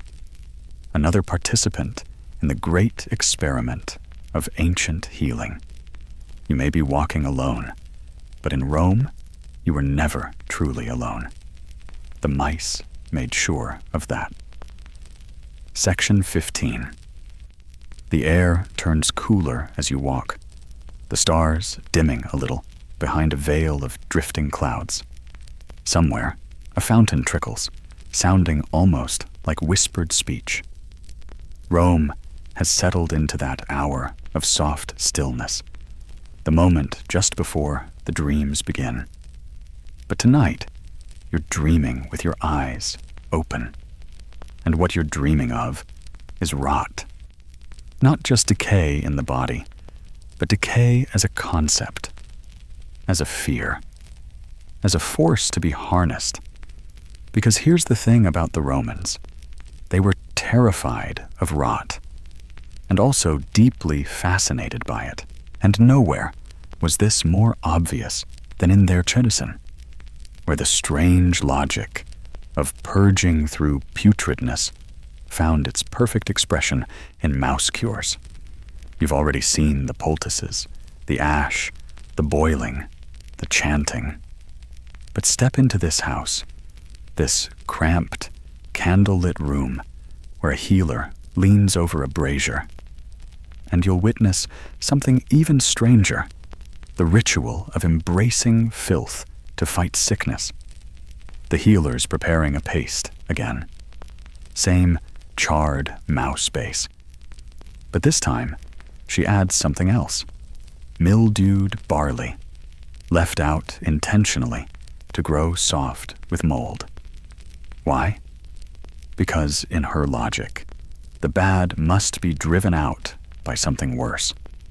Rot neutralizes rot. You flinch instinctively. But then again, don't we still do this? We fight bacteria with bacteria. We detox by purging. And in a world without microscopes or antiseptics, the ancient mind did the best it could with the patterns it recognized. If something bad lived in you, pain, worms, spirits, then you needed to coax it out with something even more unpleasant, or confuse it, or sacrifice something to it. Enter the mouse, a humble offering, a little corpse that could take the hit for you, absorb the rot, carry it away. It's not just poetic, it's deeply human. You move closer as the healer smears the pungent paste onto a linen bandage. The room smells like ashes, vinegar, and something sour. She doesn't seem bothered. You must draw it out, she mutters. Pain that stays hidden festers. Pain that comes out can be buried. This was a core Roman belief, that illness had to emerge to be healed. Suppressing pain made it worse. Hiding it offended the gods. And so, treatments were designed to provoke reaction. Burn, swell, weep. Some even called these the trials of the body, temporary torments to prove you were ready to heal. Historians still debate whether this practice had practical benefits or was entirely symbolic. Did the foul ingredients actually dull nerves or reduce swelling? Or was it simply about the ritual, the performance of suffering? Maybe both. You exit the house and make your way into an older part of the city, where the buildings lean like gossipers and the streets narrow into serpentine alleys. You pass a communal bath, now empty, its steam vents breathing faintly in the cool air. Inside, painted tiles still gleam with fading blues and reds. In the corner, a drain clogged with hair and something gray and furry. You don't look too closely, but you smile. Of course there'd be a mouse. In Roman thought, decay wasn't just feared, it was revered. Rot marked transition. It was the in-between, the moment when something stopped being one thing and started becoming another. Death becoming life, life becoming medicine.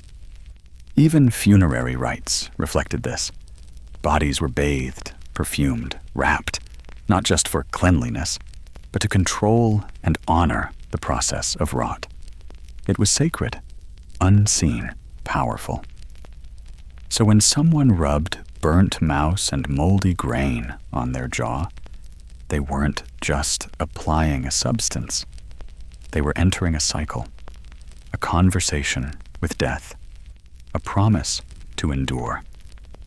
You pass a group of women seated around a fire, humming quietly as one of them grinds something in a stone bowl. You lean in. Mouse. Again. But this time, she adds spoiled wine, left out in the sun until it turned to sour sludge. The others murmur approvingly. Rot drives out rot, one says, as if quoting a proverb. It may as well be carved in marble. And while this sounds grotesque to modern ears, think about it.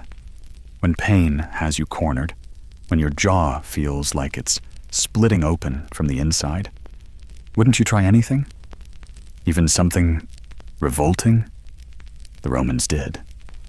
And they wrapped it in meaning. You recall a passage from Pliny, yes, him again, where he suggests that the foulest ingredients are often the most potent, for they mimic the body's own desperate workings. Gross, insightful, so very Pliny. And as you make your way down a street lined with vine-covered arches, you understand something new. They weren't trying to mask pain. They were trying to wrestle it, match it, beat it at its own game. Rot for rot, suffering for suffering, fire for fire. And the mouse, that humble, twitchy vessel, it became the stand-in, the victim, the martyr, a creature of filth repurposed for purification. Because if even a mouse could be turned into medicine, maybe so could anything, even you. Section 16. The air is heavier now, thick with incense from a nearby temple and the lingering odor of wet stone. You round a column where ivy coils like a lazy serpent and come upon a courtyard half swallowed by moonlight. Statues stand in its corners, weathered and chipped, their eyes gone smooth with time, yet still watching. This is no ordinary courtyard. It belongs to the gods. You step softly, your sandals barely whispering on the mosaic floor.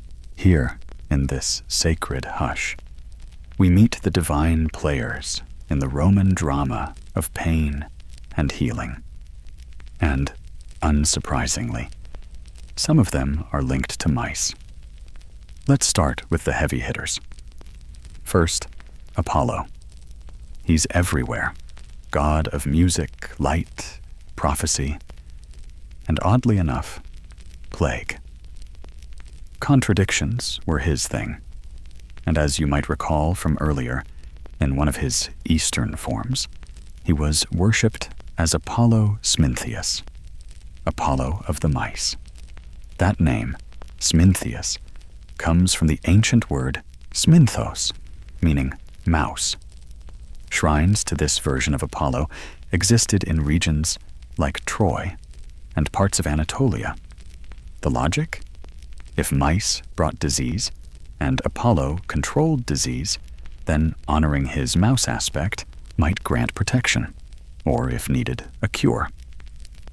You approach the base of a cracked column and see the inscription, worn but readable, to Smintheus, who commands both pestilence and reprieve. The duality again. It wasn't that mice were holy or unholy. It was that they represented power in smallness, stealth, destruction, and maybe, in rare moments, redemption. It's said that in one ritual, worshippers would trap a mouse, starve it for a day, then release it at the temple's edge, asking Apollo to take away their affliction as the animal fled. It's gruesome, but strangely poetic. Pain exiting the body in squeaking form. Not far from Apollo, in the pantheon, stood Asclepius, the Roman version of the Greek god of medicine. You've probably seen him in statue form, bearded, serene, a serpent coiled around his staff. The snake got the press, but here and there, in older temples, you'd find tiny carvings of mice tucked behind the serpents, as if waiting their turn. Some scholars argue these weren't symbolic. They were literal offerings, little stone mice left at the feet of healing statues by grateful patients. Evidence has been found of votive mice in sanctuaries across the empire. They were made of terracotta, bronze, even silver. Each one a whisper. Thank you for taking the pain. And sometimes the mouse wasn't carved. Sometimes it was real. Dead, of course. Wrapped in linen. Placed inside tiny wooden coffins. Left at shrines to represent the illness being buried. A sort of reverse sacrifice. Not to kill, but to honor the kill already made. And the myths didn't stop there. You sit now beneath a mural, its paint flaking like old bark, showing a lesser-known tale. A shepherd cursed by a mouth demon whose teeth screamed every time he lied. His salvation? A vision of a mouse dragging a flame across a field. The message was clear. Burn the pain. Offer the mouse. Let your lies rot away. Folklore, yes. But in Rome, myth and medicine held hands, sometimes uncomfortably tight. And the belief in gnawing gods wasn't confined to Apollo. There were rural spirits, whispered about by farmers and shepherds, known as Rodentia Dea, the gnawing goddess.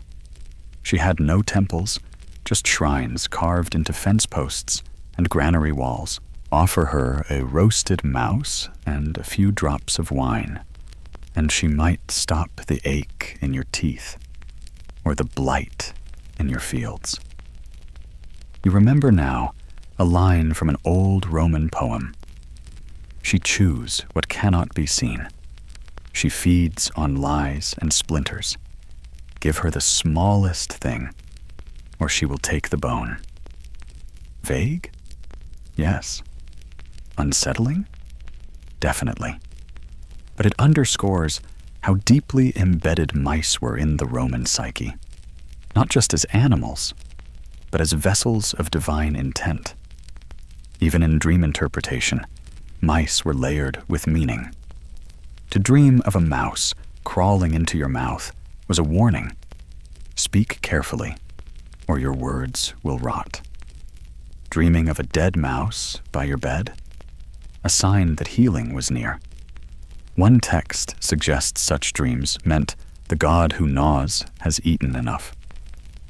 Imagine that on your pillow. Historians still argue whether these divine associations with mice were truly widespread or just regional quirks that echoed loudly in a few scrolls. But the evidence, temple graffiti, votive offerings, preserved rituals, suggests this wasn't just folklore tucked in the margins. This was central. This was belief in action. You look again at the altar in the courtyard. A bowl of wilted lavender, a feather, a small stone mouse, its eyes worn away. Someone was here recently. Maybe last night. Maybe they were praying. Maybe they had a child with an aching jaw. Maybe they couldn't afford a physician. So they came to the gods, left their pain behind, wrapped in fur and ash. You step away slowly, your hand brushing the edge of the altar. The surface is warm from the sun's memory. It's strange, isn't it? To think that in this city of marble and law and empire, a mouse could carry the weight of so many hopes. But it did, quietly, relentlessly, like all sacred things. Section 17. You step into the heart of a bustling market square just before dawn. The stalls are only beginning to rise, cloth awnings flapping, crates thudding open, sleepy vendors stoking little fires for their morning bread. Amid all the motion, you catch sight of a young woman admiring her reflection in a polished bronze platter. She smiles, bares her teeth, and flinches.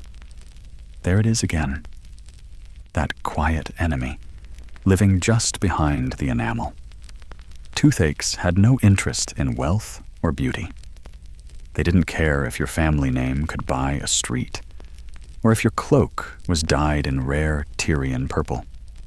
But how your teeth looked, that absolutely mattered in ancient Rome. Because here's the next piece in this story of pain and mice. Teeth were status. In the empire, your smile said more about you than any ring or scroll ever could. White, healthy teeth meant you were well-fed, well-groomed, probably rich. Missing or blackened teeth. A mark of aging, poverty, or worse, moral failing. Some Roman philosophers even associated bad teeth with gluttony and weak character. No pressure. Which brings you to the strange, almost comical intersection of dental fashion and desperation. Romans, especially the elite, didn't just want healthy teeth. They wanted beautiful ones. There are texts describing tooth powders made of oyster shells, marble dust, and yes, ashes of roasted mouse bones. The paste was applied with a finger or a linen cloth, gently rubbed to brighten the enamel. Whether it worked? Eh? But it looked sophisticated. Just imagine saying, "Oh, my sparkle? Just a bit of mousse exhaustus and mint oil." Meanwhile, down the street, a slave with cracked molars from years of grinding grain might chew on olive leaves to soothe the pain. No mouse paste, no tooth powder, no incantations, just survival. You stroll now through a clothing stall. A merchant holds up a woven tunic and gestures toward a customer's face. "You don't want a light color," he says. "It'll draw attention to your teeth." Oof. This kind of casual aesthetic policing was common. Satirists like Marshall often poked fun at prominent figures with bad teeth. One poem reads, "She smiles with 30 shadows. None of them teeth?" Yikes. But it wasn't just vanity. There was a real fear behind the social stigma. Tooth problems often signaled something worse: disease, aging, decline. And in a culture obsessed with youth and vigor, toothache wasn't just painful, it was humiliating, which made the rituals surrounding dental care all the more important, especially for public figures. Some politicians even had dedicated servants for oral upkeep. Their job? Brew the mouthwash, often made with vinegar, salt, and mouse ash. Pack emergency poultices, and, if needed, run to the healer with a fresh rodent in hand. You pass a bronze mirror on display and catch your own reflection. Distorted, but familiar. You flash a grin. You wonder how you'd fare in a Roman crowd. Would they admire your teeth? Or whisper about what you might have done to deserve such a crooked incisor? Historians still argue whether there was any real cosmetic dentistry in Rome. Some evidence suggests attempts at dental implants using ivory or gold. A few skulls show signs of missing teeth being replaced with wires or foreign objects, though how functional or painful those were is up for debate. But function aside, appearance mattered. And so people tried anything. You turn into a quieter courtyard where an older woman is seated with her granddaughter. She's telling a story, something about a noblewoman who hid her decaying teeth behind a fan for 3 years until a healer finally cured her with a mixture of boiled mouse, crushed pearls, and honey. The girl gasps, fascinated. The woman shrugs. She was beautiful again by spring. Whether the story's true isn't the point. It's that teeth weren't just health. They were identity, and yet, even as the rich polished their smiles with bizarre pastes, they suffered the same agony as the poor. One bad molar, and all the gold in the world couldn't save you from the swelling, the pounding, the slow erasure of your composure.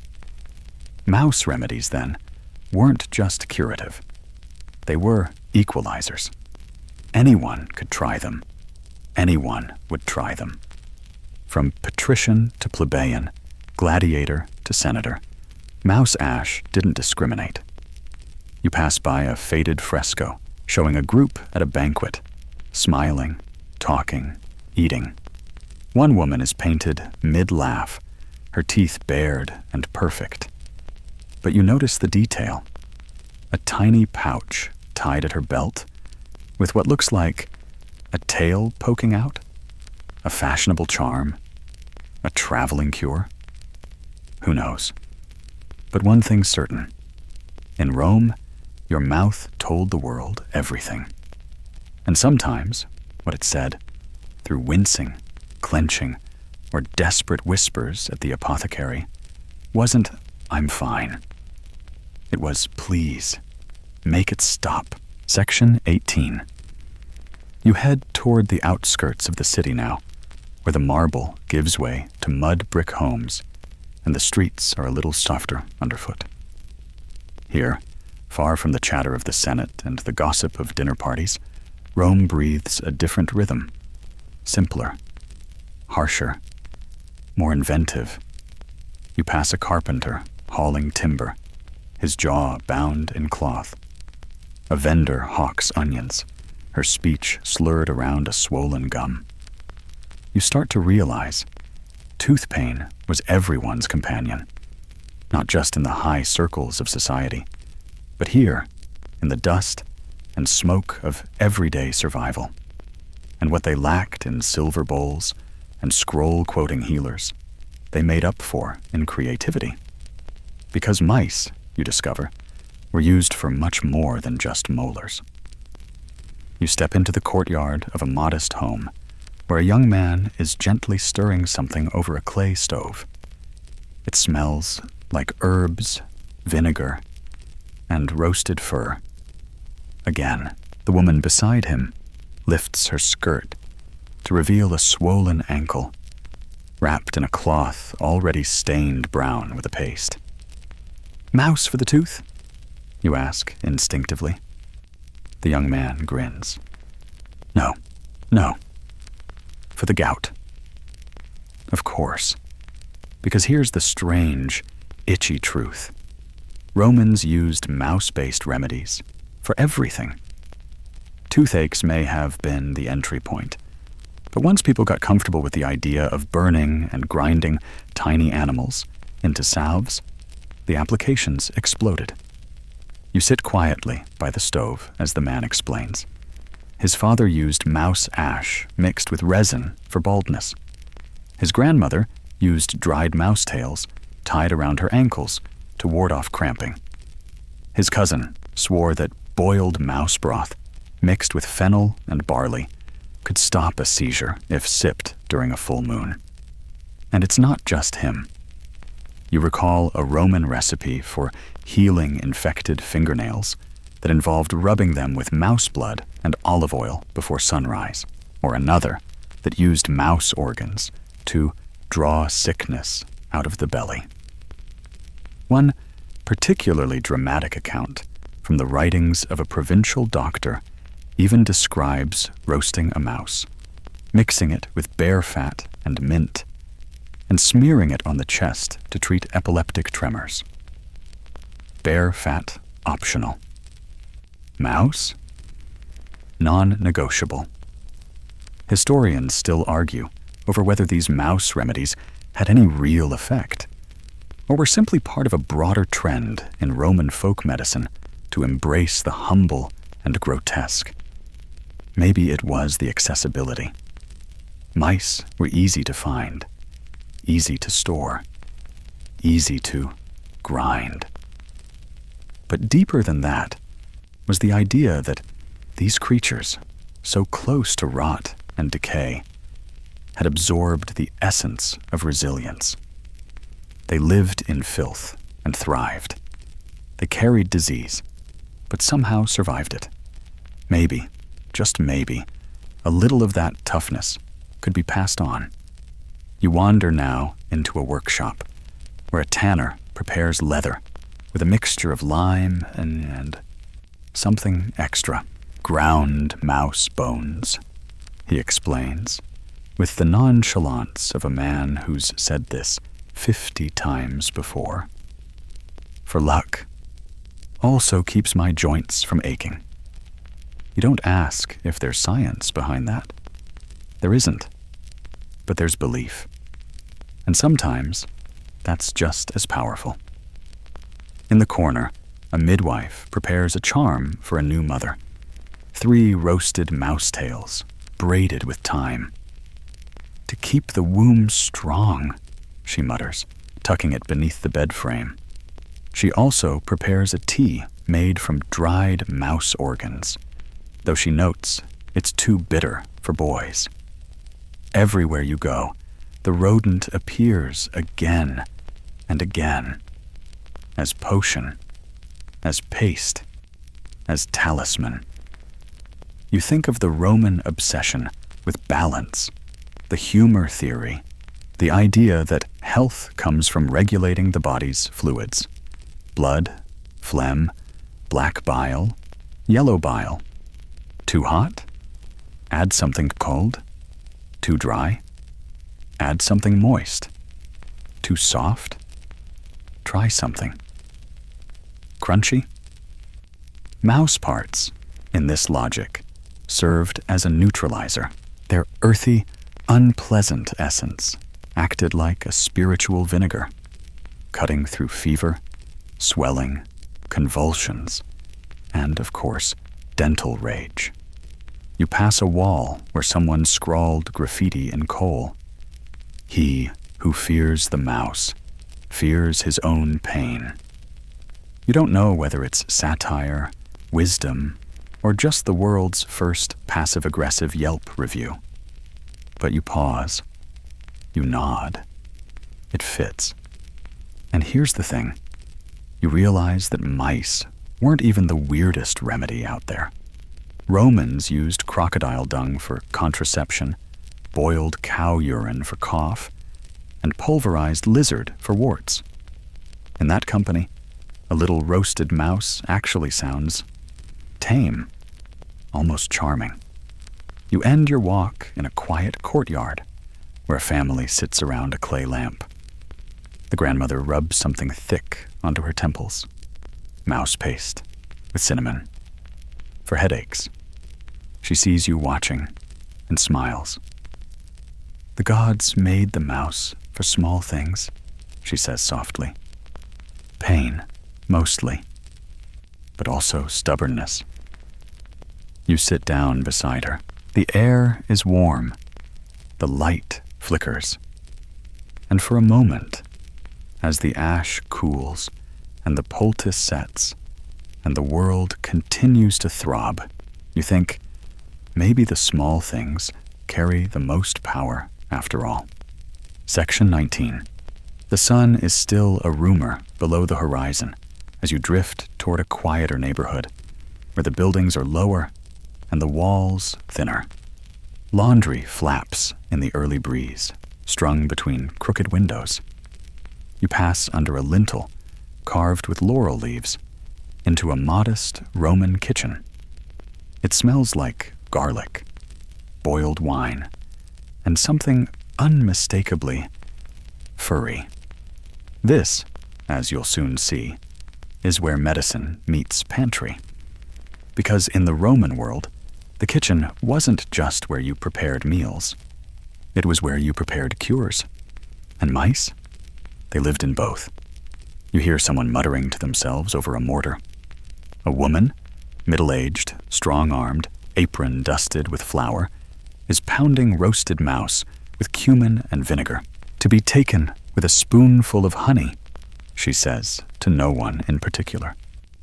Then she wipes her hands on her apron and reaches for a pot bubbling softly over the coals. You've stumbled into the ancient version of DIY medicine. Romans believed strongly in the concept of familia remedia, household cures passed down through generations, written in no scrolls, recited by no priests. These remedies lived in the memories of grandmothers and the margins of recipe tablets. They were as common as lentils and as sacred as prayer. And just like any other kitchen staple, mice had their shelf space. You glance around. Jars of sage, bundles of thyme, a flask of garum. And in the corner, a basket of dried mice, their tails curled, their tiny paws frozen mid-scamper. They're not hidden. They're not kept in some back room labeled "Do Not Enter." They're just there, common, expected, part of the process. You spot a clay tablet propped against a shelf with a list of cures. Scribbled between notes on fevers and stomach cramps is this gem. For aching tooth, press warm mouse into cloth. Add mint and vinegar. Speak no words until pain subsides. Simple, efficient, slightly horrifying. You ask the woman why she uses mouse paste instead of buying a pre-made salve from the apothecary. She shrugs. Too much ash in theirs. I like to see the tail. Then I know it's fresh. You blink. She pours a little of the mixture into a small jar and sets it beside a bowl of plums. For my husband, she adds.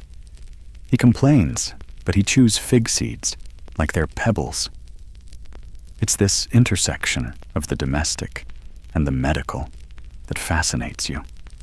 There's no separation between healing and cooking. You boil your barley, then boil a mouse. You mash your chickpeas, then mash a tail. Everything is measured, tasted, smelled. There's a rhythm to it, a confidence. Historians still debate how much of this crossover was driven by necessity and how much by belief. Did people genuinely think the mouse gained power from being cooked with thyme and vinegar? Or was it just practical to use ingredients on hand? But the deeper you explore, the more it feels like the two can't be separated. In Rome, the household was the hospital, especially for women. Roman women, though legally restricted from many public roles, were often the keepers of family health. They passed down recipes and rituals. They cared for sick children, bruised husbands, and aging parents. And they were the ones who prepared the mouse paste, wrapped the jaw cloth, whispered the words. One text written by a Roman matron includes a suggestion for teething pain. Roast 1 young mouse. Mix with fig sap. Press to cradle post at sunset. Repeat for 3 nights. It's not science, but it's tenderness, wrapped in tradition. You open a cupboard and see bundles of dried herbs tied with thread, each labeled with the name of a family member. Next to them, a bundle of mouse tails, carefully counted and arranged. 13. An unlucky number for some, but here, it's just a tally of care. Even children knew the process. You overhear a little boy repeating something to his younger sister. Mouse in the fire, mouse in the jaw. Mama says hush. And pain goes far. Is it a game? A ritual? Both? It doesn't matter. The mouse is now part of childhood, part of rhythm, part of normal. You watch as the woman wipes down the counter with vinegar and sprinkles sage ash over the coals. She's done with the salve. Her husband is still asleep.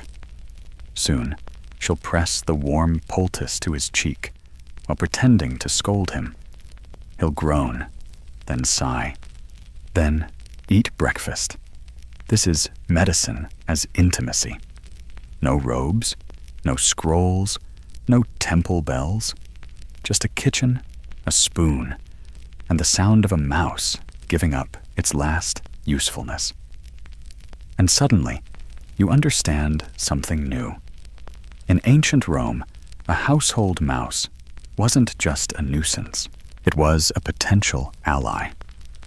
The line between invader and healer was as thin as parchment. All it took was a fire, a pestle, and the quiet knowledge passed from hand to hand. You step back into the morning light, stomach slightly unsettled, heart strangely warmed. In the kitchens of Rome, pain wasn't banished. It was cooked, seasoned, and served with a side of hope. Section 20. The streets begin to breathe again. It's early now, dawn fully pulling itself over the horizon like a sleepy robe. Market stalls bloom open one by one. Pigeons thump onto windowsills. But you're not following the bustle today. No, you're headed to steam. You step into the thick, humid air of a Roman public bath, the Thermae. And here, among the hot pools, gossip, and sweat-soaked towels, you discover something extraordinary. Pain has a social life. The moment you enter, a wave of noise greets you, conversations bouncing off marble, complaints echoing through steam. And somewhere beneath it all, the low, familiar groan of someone clutching their face. Toothache. Of course. The Thermae weren't just for washing. They were where business deals were made, poems recited, backs slapped, and secrets traded. They were also where people brought their problems, and sometimes found remedies in the most unlikely corners.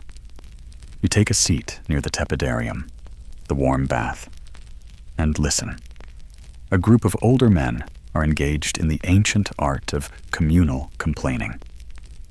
"Upper left incisor," one moans, poking at his cheek. "Pulses like a drum," another replies, nodding in grim solidarity. "I used mouse, ash, and mint," says the third, casually toweling his arms. "Works better if the mouse died under a full moon." The others nod, not in disbelief, but in interest. Here, in the mist and marble, you discover a little-known truth. Roman public baths were unofficial clinics. The warm water, opened pores, relaxed muscles, softened pain. And the environment? It invited confession. You drift past a pair of women chatting beside a cool plunge pool. One's holding a tiny jar tucked into her tunic. She pulls it out and dabs something onto her jaw. "Mouse paste?" her friend asks, eyebrows lifting. "With bay leaf this time," she replies. "From my cousin's garden. Better than that awful honey mix." Her friend snorts. "You just like that it smells like stew." They both laugh, but there's tenderness in it, familiarity, a shared ritual. Historians still debate how prevalent folk cures were in these public spaces. But we have graffiti, scrawled on bath walls, carved into stone benches, that mention everything from toothache charms to mouse salves. One in particular reads, "Rub the ash by the steam, curse the worm, laugh at the gods." You wander into the caldarium, the hot room. Steam clings to your skin like silk. A young man sits cross-legged on the tile, eyes closed, mouthing something under his breath. You hear moose, dentists, and something about fire. A prayer? An incantation? He opens his eyes and dips his hand into a nearby bowl of hot water. Floating in it, a cloth packet. You know what's inside. So does he. He places it against his jaw and sighs. The heat helps, but it's the ritual that seals it. You sit beside him in silence. The steam curls around you both like incense. You think of the Roman belief in sympathetic healing, the idea that like cures like, that heat drives out heat, that a dead creature can silence the gnawing one inside. It sounds absurd until you're watching it happen. Steam beating on your eyelashes, pain exhaling out through pores. You hear snippets of other remedies, traded like gossip. A drop of mouse blood mixed with lemon wine, rubbed on the gum and chased with fennel seeds. Grind the tail with caraway, wrap in linen, sleep with it under your tongue, bathe in hot milk, not for the tooth, but for the mood. And you start to realize the baths weren't just healing bodies. They were healing stories. People shared what worked, what didn't. They joked. They groaned. They comforted. Pain became something not hidden in shadows, but named aloud, passed around, dissolved, partly, in the steam. You remember that Roman medicine lived in layers: science, superstition, prayer, kitchen cabinet. But here in the Thermae, all of it condensed into a single ritual. Come as you are, speak your suffering, and leave with a poultice, a laugh, and maybe a little relief. You step outside again into the crisp morning air. Your skin is damp. Your mind is buzzing. And somewhere behind you, in the mist, a new chant begins. Moose, ash, vinegar, moose, fire, water, moose, me. The gods may have built Rome, but the people built the cures. Section 21. The sun is up now, spilling golden light across terracotta roofs and narrow alleys. Roosters crow, pots clang. A dog barks at something that's probably not there. And somewhere, a child begins to cry. Not just any cry. The cry of a baby teething. You wince instinctively. The pitch is unmistakable, half pain, half fury, and entirely ancient. You follow the sound into a modest insula, the kind of apartment block where walls are thin and life spills across thresholds. On the second floor, in a small room with cracked plaster and a woven reed mat, a young mother paces the floor with a baby on her hip. The child is flushed, cheeks blotched pink, fists clenched, gums swollen and glistening.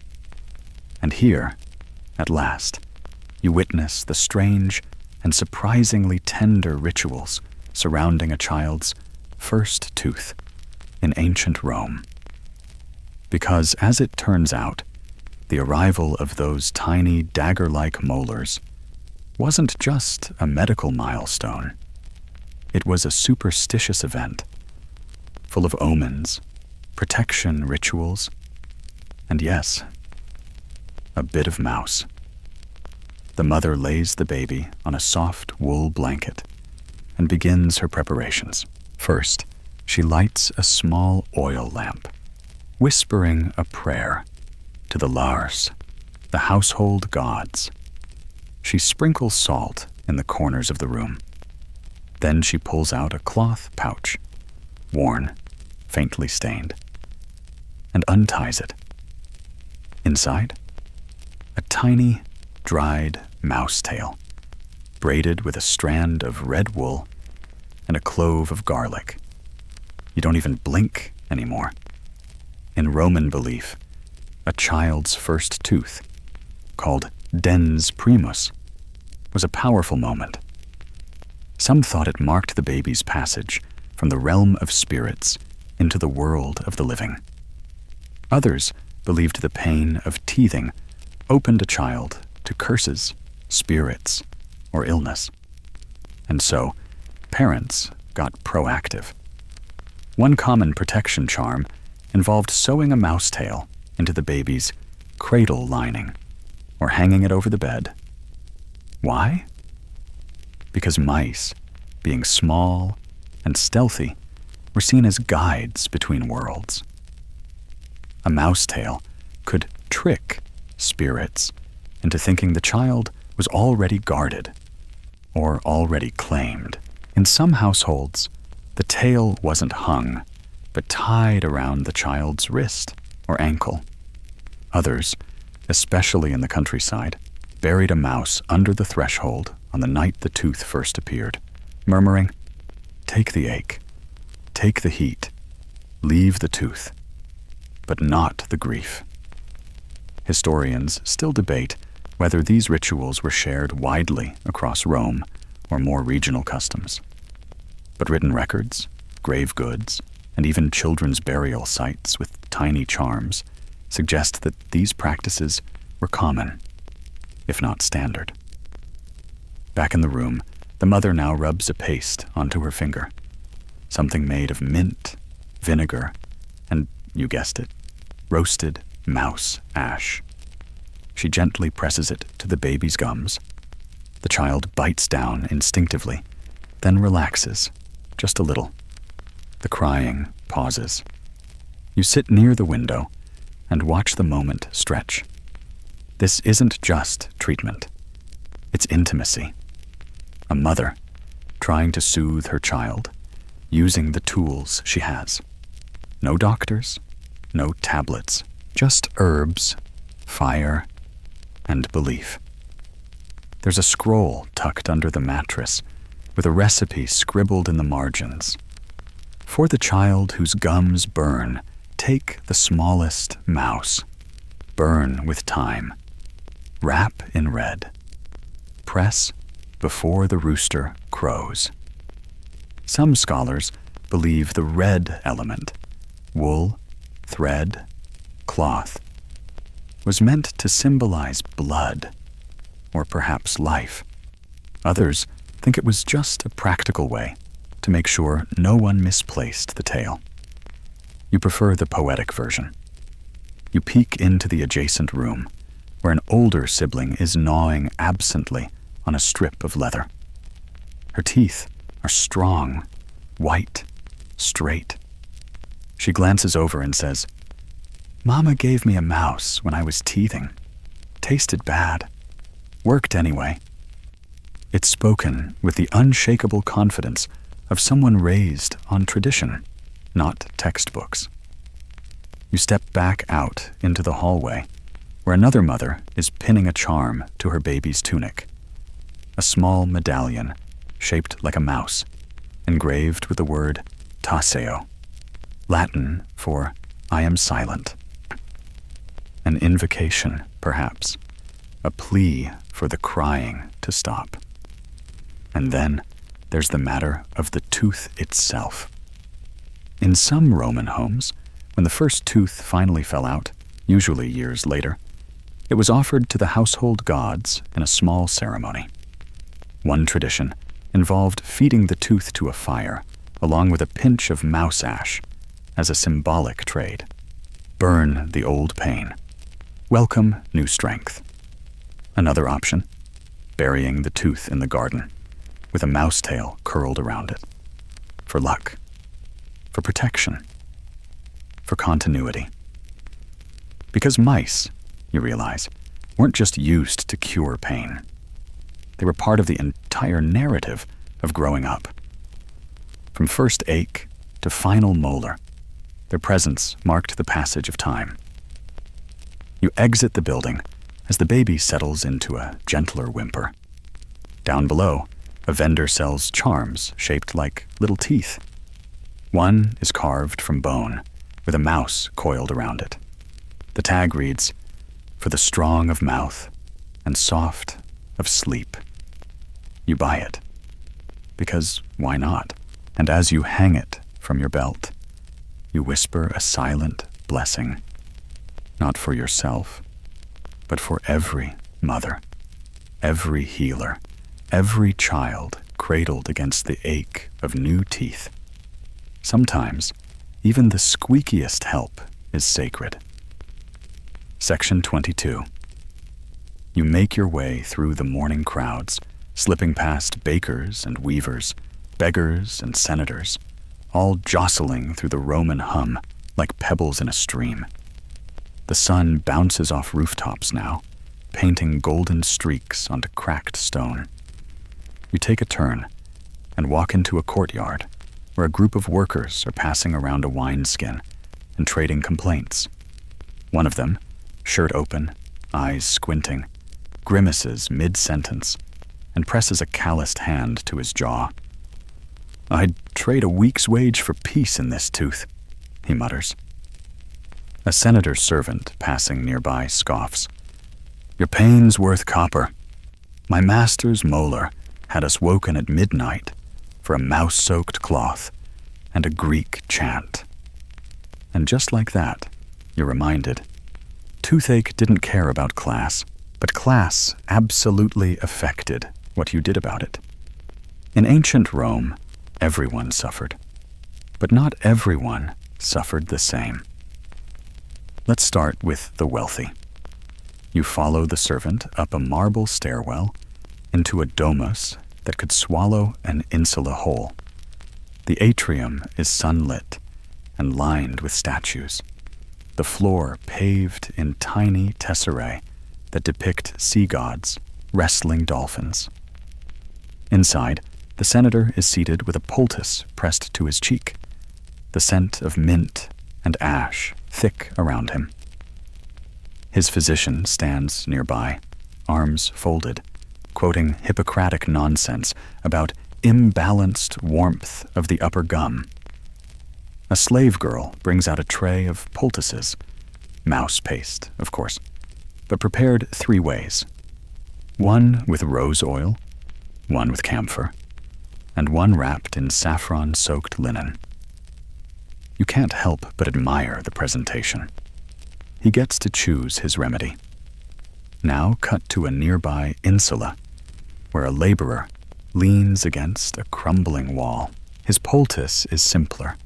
Mouse paste mashed with lard and tied in place with the same strip of cloth he used to bind a hammer handle last week. No choice. No roses. Just the same pain and a different flavor of desperation. Historians still argue how deep the medical divide really was between the classes. Some believe poor Romans leaned heavily on folk cures, while the wealthy accessed more Greek-style professional medicine. But the reality is more tangled. Yes, the elite had access to doctors, medici, often trained in Greek schools, sometimes even slaves, brought in specifically for their medical knowledge. But these doctors weren't miracle workers. Many of their tools were just as brutal. Many of their remedies, mouse-based or otherwise, came from the same superstitions that lived in tenement stairwells. One letter from a noblewoman in Ostia details a physician's expert cure for her husband's toothache, placing a warmed silver coin wrapped in mouse skin under the tongue during prayers to Apollo. She followed the instructions to the letter. The pain didn't go away. The physician did. In contrast, you hear about a freed woman, once a slave, now a business owner, who developed her own version of the mouse remedy. She added crushed mustard seeds to the paste and swore it stung the pain into retreat.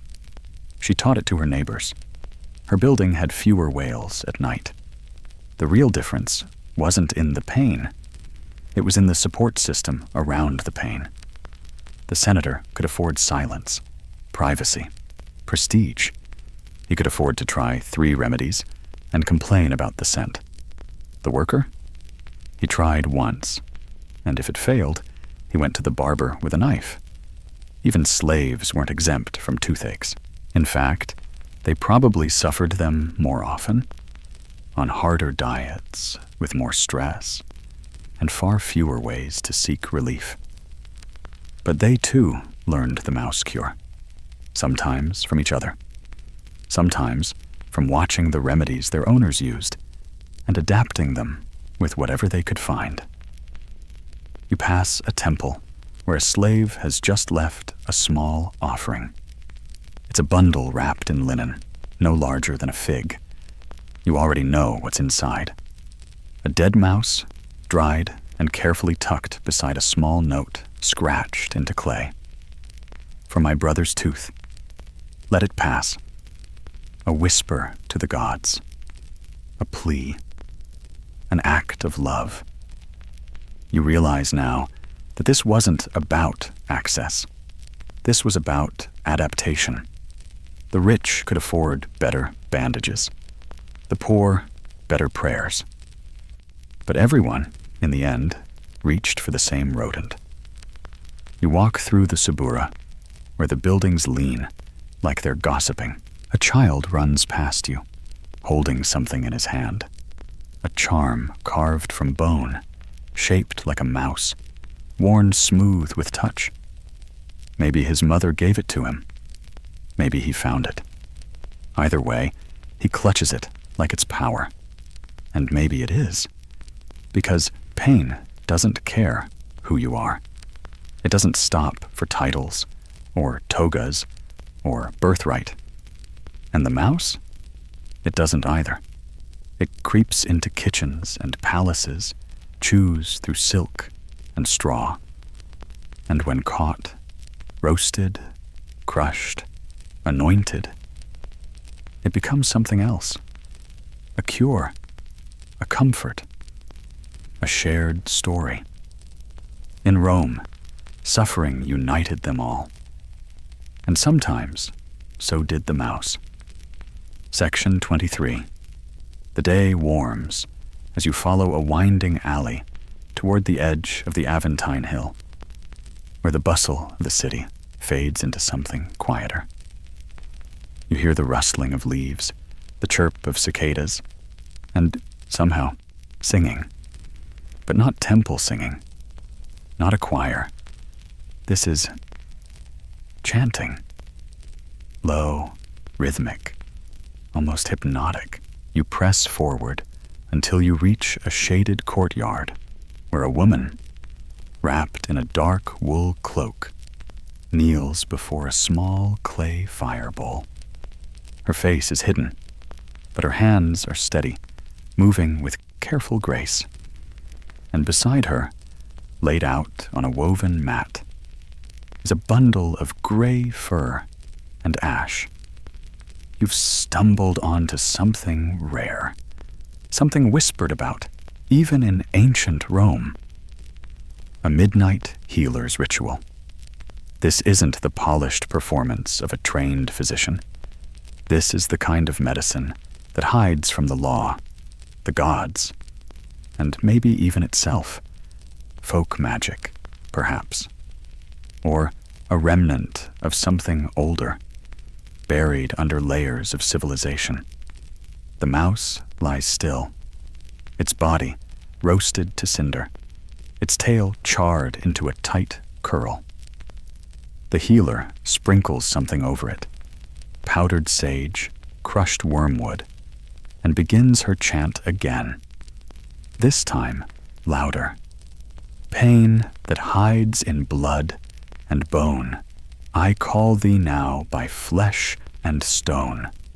From tooth to tail, from ash to air. Depart this host, leave nothing there.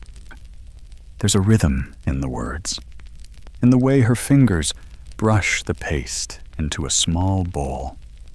She lifts it with both hands, breathes into it, then sets it down carefully beside the patient. A boy of maybe 10, pale, sweaty, jaw clenched tight as a closed fist. His mother watches from the corner, clutching a charm in one hand, her lips moving silently in time with the chant. You sit quietly. This isn't a performance. This is pain made ritual. And while historians still argue about how widespread these midnight healing practices were, how much was superstition, how much was borrowed Greek ritual, how much was sheer maternal desperation, there's no denying their power. Because when nothing else works, when the doctor has left, the tooth still throbs, and the household gods are silent. You turn to the woman who whispers to fire. She lifts the bowl again, this time dabbing a cloth into the paste and pressing it gently to the boy's cheek. No pressure, just warmth. She hums now. No words, just sound. A lullaby for the ache itself. Then she wraps the remainder of the mouse paste in linen, folds it 3 times, and places it beneath the boy's pillow. "To catch what leaves," she murmurs, "so it does not come back." And now, for the final step, she scatters the remaining ashes into the fire and lets the smoke drift westward. Why west? Because in Roman magical thinking, the west was the direction of endings, of death, of closure. Things went west when they were done, and if you sent the pain westward, it was less likely to return. You hear variations of this in scattered texts.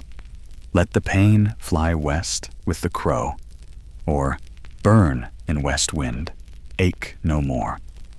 Some even tied mouse ashes into a small pouch and threw it off a cliff toward the setting sun. The more dramatic the gesture, the better. The gods liked flair. And this ritual, performed not in a temple, but in a dirt-floored courtyard, with nothing but fire and belief, is nothing but flair. And it's working. The boy's breathing slows. His jaw relaxes. The tightness across his brow eases, if only slightly. The healer doesn't ask for payment, just a nod, a blessing, maybe a loaf of bread later. You stay as the mother helps the boy back inside. She leaves the charm on the mat, a carved bone mouse, and presses a kiss to the healer's hand. You ask the woman where she learned the chant. "From my mother," she replies, "and her mother, and a girl who never spoke again after she screamed for 3 nights from a bad tooth." You don't ask more. You don't need to. Because in this moment, in the scent of burnt herbs and scorched fur, in the quiet relief of a child who might finally sleep, you understand. Magic, medicine, and memory, they all live in the same breath. This wasn't just a cure. It was a ceremony, a declaration that pain, no matter how old, how small, how sharp, it will not have the last word. Not tonight. Section 24. The courtyard fades behind you as the city begins to stretch its limbs, yawning into the heat of the day. But your thoughts are still caught on that little bowl of ash, that chant, that fragile, flickering hope. And then, just as you're wondering how else pain might speak through Roman lives, you overhear a woman muttering as she leans over a washing basin. "It came to me in a dream, a black mouse in my bed. I woke up, and my tooth was broken." You pause. The washerwoman doesn't notice you. She shakes her head and throws a wet tunic over the line. "I warned my husband," she adds. "If you see teeth falling in a dream, someone's about to die." There it is again. Dreams as diagnosis. In ancient Rome, the line between medicine and mysticism blurred most vividly when the body whispered through sleep. And no symptom haunted dreams more than teeth. You slip into a shaded atrium where an old man sits dozing beside a fountain, his head nodding in time with a trickle of water. A scroll lies open beside him, marked with dream symbols. One section stands out. To dream of a tooth breaking is to lose strength. To dream of a tooth falling is to lose kin. To dream of swallowing a tooth is to harbor a secret.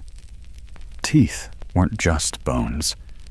They were omens, barometers of inner chaos, and their appearance in the sleeping mind, a warning, a mirror, a message.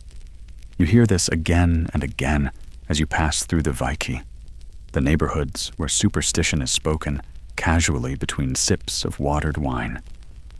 "I dreamed I spat out all my molars," says a shopkeeper. Next day, my uncle collapsed. My husband dreamed a rat chewed his teeth in the forum, says another. We found termites in the rafters that week. That was enough for me. Historians still argue whether dreams held consistent meaning in Roman medicine, or if their interpretation varied wildly between households and healers. What we do know, dreams were taken seriously, very seriously, especially when teeth were involved. You duck into a shrine dedicated to Somnus, the god of sleep. Small offerings litter the altar. Feathers, dried poppies, a few tokens shaped like open mouths. One is carved from ivory, teeth cracked and jagged. Another is simple terracotta, a mouse curled inside the socket of a missing incisor. A priest stands nearby, smoothing oil into a cloth. The ache speaks when we are quiet, he says, without prompting. Pain lives in the dark. That is where dreams grow. You ask if dreams can cause pain.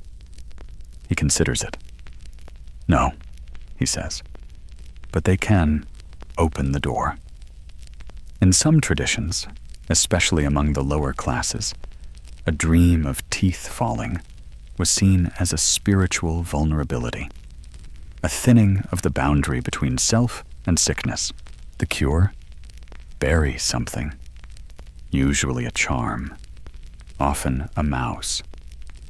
You enter a dim apartment where a grandmother is boiling fennel. On the wall hangs a child's drawing, stick figures, a big sun, and what looks like a tooth with legs. She catches your eye and explains. He dreamed his tooth was running away from him. We told him to tie his next loose one in string and toss it into the sewer. That way, the spirit can't steal it. Even the loss of a tooth, something so ordinary, became ritual. Mouse charms, once again, play a part. A scroll from the outskirts of Pompeii describes a dream cure. Roast a mouse on the night following a dream of dental pain, grind it with sea salt, and sprinkle the ashes beneath your bed. Then sleep with your mouth open. If the pain returns, it is not from within, but from without. Beware your enemies. Was this medicine? Or sorcery? It didn't matter. In Rome, if you dreamed it, you honored it.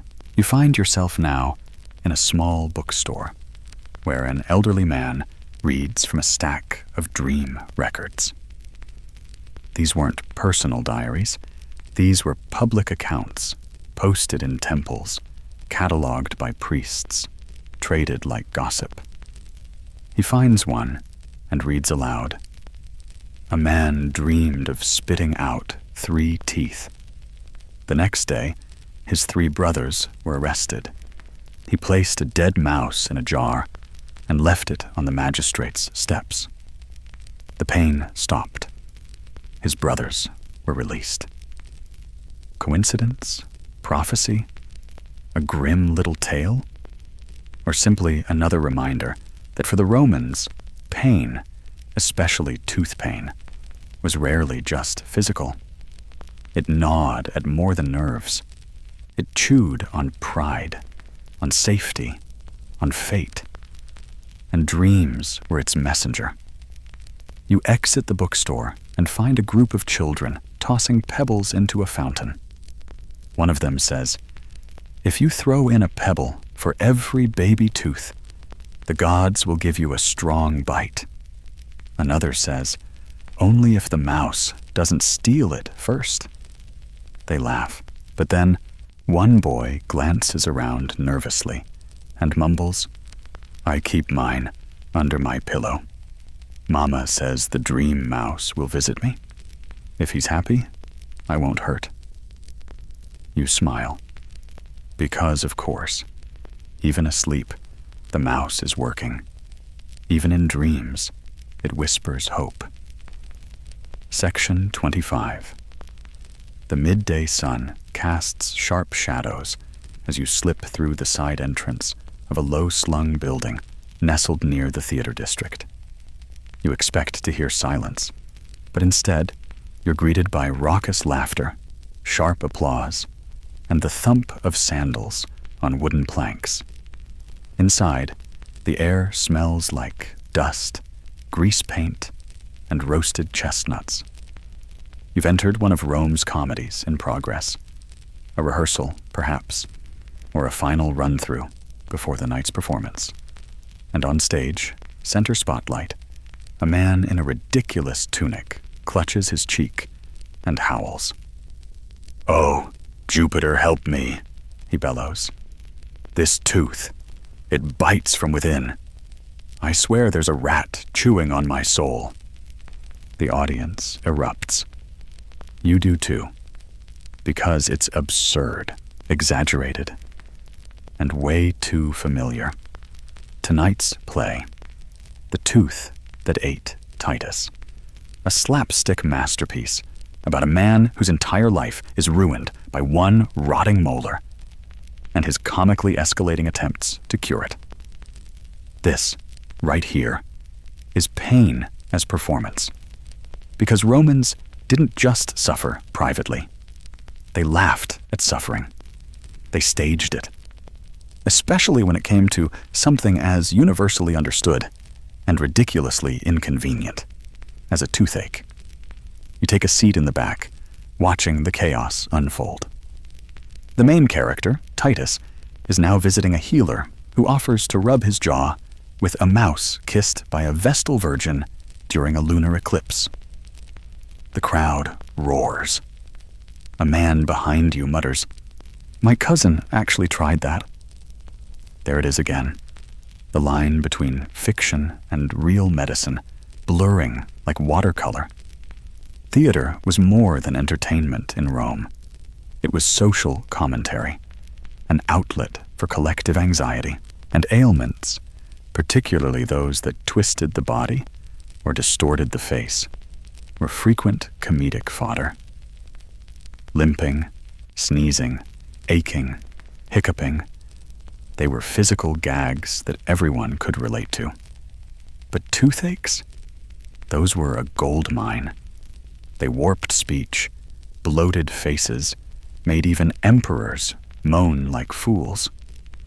And better yet, they created perfect excuses for bizarre stage props, like flaming forceps, magical herbs, or, yes, roasted mice tossed into a cauldron with a chant and a wiggle.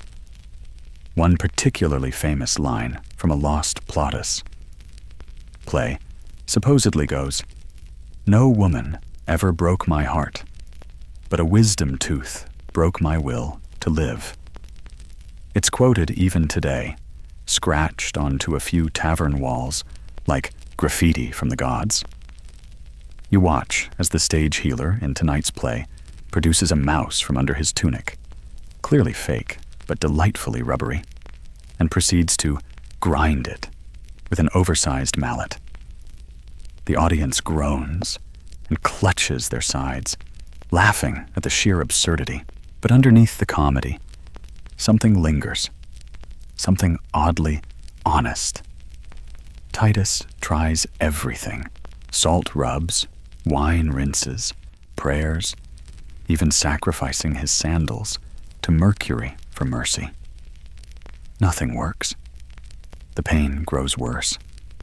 And suddenly, in the middle of a joke about jaw demons, he sits down and sighs quietly. Will I die from this? The laughter pauses, because the truth behind the joke slips through. In Rome, pain, especially dental pain, wasn't just uncomfortable. It could be existential, debilitating. And everyone in the crowd, regardless of class or rank, had lived through a sleepless night, clutching their cheek, wondering if this was how their story ended, not by sword or scandal, but by tooth. The play picks up again. A new character enters, claiming to be a rodent whisperer who can draw the pain out with a sacred whistle. He blows a panpipe. Titus screams. Everyone's howling again. You sneak backstage during the commotion, curious. There, among costume racks and paint jars, a young actor is dabbing mint oil on his jaw. "Real ache?" you ask. He nods. "Molars. Been acting through it for days.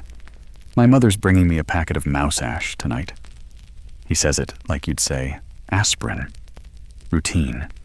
Expected. And maybe that's why the theater plays it up. Pain made absurd becomes tolerable. It's a trick humans have used for centuries, laughing at the thing that gnaws on us, turning it into something we can handle, or even mock. Historians still discuss how much medical advice was passed through plays. Some say audiences took it as satire only. Others argue these performances were educational, cloaked in comedy. After all, if everyone laughs at the man with the poultice, you remember the poultice. You might even try it. Back in the audience, the play reaches its climax. Titus, now missing half his teeth, finally finds peace. Not from the healer or the gods, but from a quiet old woman who gives him a lump of ash and whispers, "Trust the mouse." He rubs it on his jaw, sighs, and, at last, smiles. The crowd cheers, not just for the joke, but for the relief. Because even when it's funny, pain is real. And its absence, that's worth applauding. You leave the theater as the crowd disperses, still chuckling, still repeating lines. One boy does an impression of Titus, moaning with his mouth full of cloth. His friend says, "My uncle did that once. He actually screamed during a funeral." You smile, because behind every exaggeration is a truth. And in Rome, everyone knew the truth of a toothache. It was shared. It was ridiculous. And sometimes, when things got really bad, it was cured by a mouse, center stage. Section 26.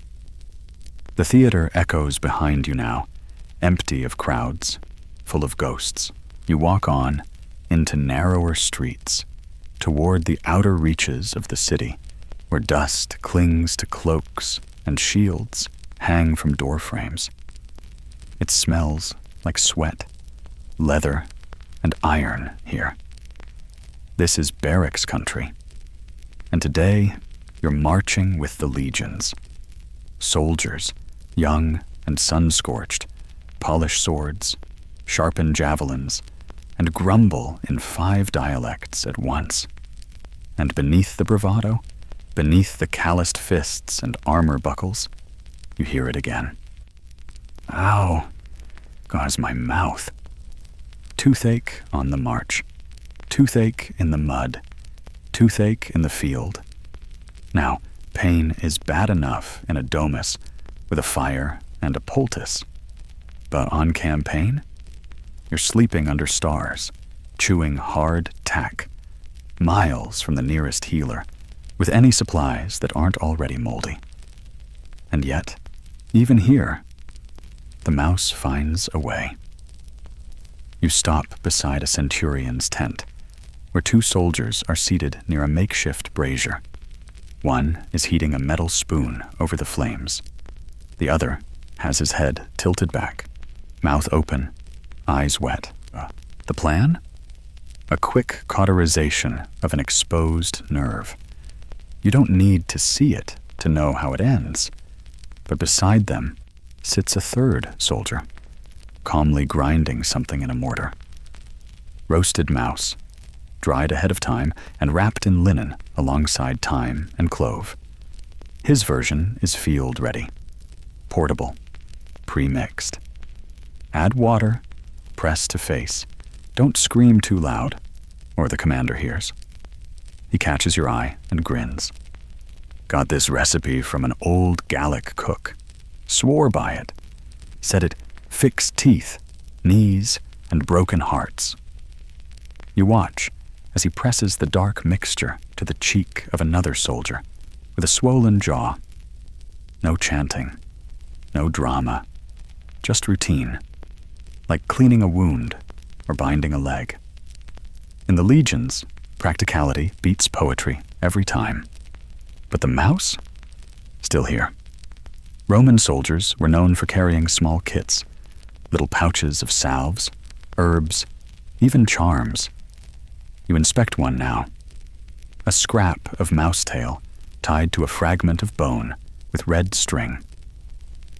For the worm, the soldier says simply, sometimes it leaves if you give it something smaller to chew. There's a kind of grim wisdom in it. Historians still argue whether such kits were official issue, spoiler, they weren't, or passed along informally. But records exist. Inscriptions on military tombstones, camp logs, fragmentary letters, mentioning toothache remedies in the field, some of them involving mice. One battered note from a soldier stationed in Britannia reads, "Bit into a stone, felt the fire, used Livius's rat ash, better by morning. We'll find another rodent if this returns. Better by morning. We'll find another rodent if this returns." They didn't have dentists. They had desperation. Sometimes the army brought along camp doctors, medici castrensis, but even they had limited tools. Their kits might include tweezers, hooks, and crude drills. Painkillers? If you were lucky, wine with poppy resin. More often, they handed you a cloth and something hot to bite. Mouse paste was gentle by comparison. You walk past the mess area, where soldiers break dried biscuits with their knives and chew slowly, carefully. One man spits blood, then shrugs. Nothing a little moose can't fix. Even the cook has a jar labeled "for the teeth." You open it, of course. Crushed mouse ash, mint, and pork fat, held together with wax to preserve it in the heat. Spreadable, long-lasting, medicinal pate. And it wasn't all about soothing. Some soldiers used mouse talismans for bravery. One tradition involved rubbing the ash on the inside of the shield before battle, so that the enemy's fear gnaws as mine does. You don't know whether to be impressed or worried. You follow a patrol out beyond the walls, where the land opens and the horizon waits. One limping soldier stays behind, face half-bandaged, mumbling. You ask what happened. He grins through pain. "Got kicked in the mouth by a donkey," he says. "Tooth's shattered. I packed it with raw roasted mouse and said a prayer to Mars. If I die, at least I'll die with flavor." You both laugh. You both know it's not that far from the truth. War is loud, dirty, endless, and pain becomes background noise. But toothaches, they cut through the noise. They hum in the skull. They can make a soldier drop his sword faster than a spear to the gut. And so, in the middle of campaigns, surrounded by blades and blood and orders, a little ball of ash and fur becomes hope. Because it's something you can do, something you can apply, rub, believe in. A mouse, roasted in a campfire, pressed to a jaw, cradled in the palm of a man who hasn't seen his family in 2 years. Not glorious, not noble, just necessary. And in that necessity, you find something beautiful. Even in battle, even in marching lines and rain-soaked trenches, the mouse remains. The smallest cure for the fiercest pain. Section 27. You leave the marching feet and smoky campfires behind, trading the grunts and clinks of soldiers for the hum of voices in half a dozen languages. You've entered the Porticus Aemilia, the vast warehouse district near the Tiber, where goods from every corner of the empire arrive in wooden crates and clay jars, and where medicine gets global. Here, ships unload not just amphorae of wine and sacks of grain, but bundles of strange ingredients, spices from India, bark from the Levant, oils from Nubia, dried herbs from Gaul. The traders shout, haggle, curse, and occasionally offer you something that smells like regret soaked in vinegar. And in this aromatic chaos, you notice something curious. A crate labeled Rodentia ex Gallia, imported rodents, from Gaul. Yes, apparently even mice were imported. You sidle closer to the merchant sorting the crate. "What's in them?" you ask, eyes squinting against the midday glare. He shrugs. "Dried mountain mice. The Gauls use them for toothache. Swear by it. They steep them in milk, press the pulp on the face. Better than ours, they say. Less city in them." You stare. Imported mice? For healing? Of course, because in Rome, everything exotic becomes valuable, including rodents. This isn't new. Romans were famous for embracing the foreign, especially in medicine. Greek physicians were already running clinics, but further afield, the empire's reach brought in every weird cure from Britain to Babylon. And mice? They came too. You walk deeper into the stalls, where jars line the walls of a merchant's booth. One bears the name Mus Egyptius, another Mus alpina, each one ground into powder, each labeled by region, each believed to hold different properties. The Egyptian variety? Cleansing, spiritual, good for infection. The Alpine one? Milder in taste, ideal for compresses. The Iberian strain? For back pain, but has secondary benefits on the teeth. You suppress a chuckle. This is not just medicine. This is branding. And suddenly, mouse paste has a terroir. Historians still debate whether the regional distinctions meant anything, whether the Gallic mouse was truly superior or simply rarer. But what matters more is how it made people feel. The idea that a more distant, wild-caught, herbal-fed mouse carried greater healing power? That made sense to Romans, because foreign meant potent, and potent meant hope. One scroll, translated from Greek into Latin, even lists the ideal rodent species for dental use. The mouse of marshy land, when dried, is most suitable. The mouse of wine-fed grain, crushed in vinegar, relieves swelling. The mouse of desert places, when burned, draws out inner spirits. You can't help but imagine a Roman healer flipping through this like a spice catalog, nodding sagely before ordering 3 of each. And mice weren't the only thing that changed hands. Other cultures brought their own rodent-based cures too. From Mesopotamia came talismans carved in the shape of teeth, filled with powdered mouse and ash. From Anatolia, a tincture brewed from fermented rodents and pomegranate bark. From North Africa, a dried skin poultice tied around the neck, worn during sleep for the calming of internal creatures. Each imported cure brought its own theory, its own story. And Rome, ever hungry for power, absorbed them all. You overhear a merchant telling a customer, This is Syrian, very powerful, blessed by a priest of Baal, works on gum boils, can also repel snakes if needed. Useful. You find another scroll in a Greek physician's shop. It's a list of contraindications. Among the notes, do not mix mouse ash from Egypt with resin from Gaul. Causes swelling. You wonder if that's true, or if two apprentices just once had a very bad day and decided to warn the world.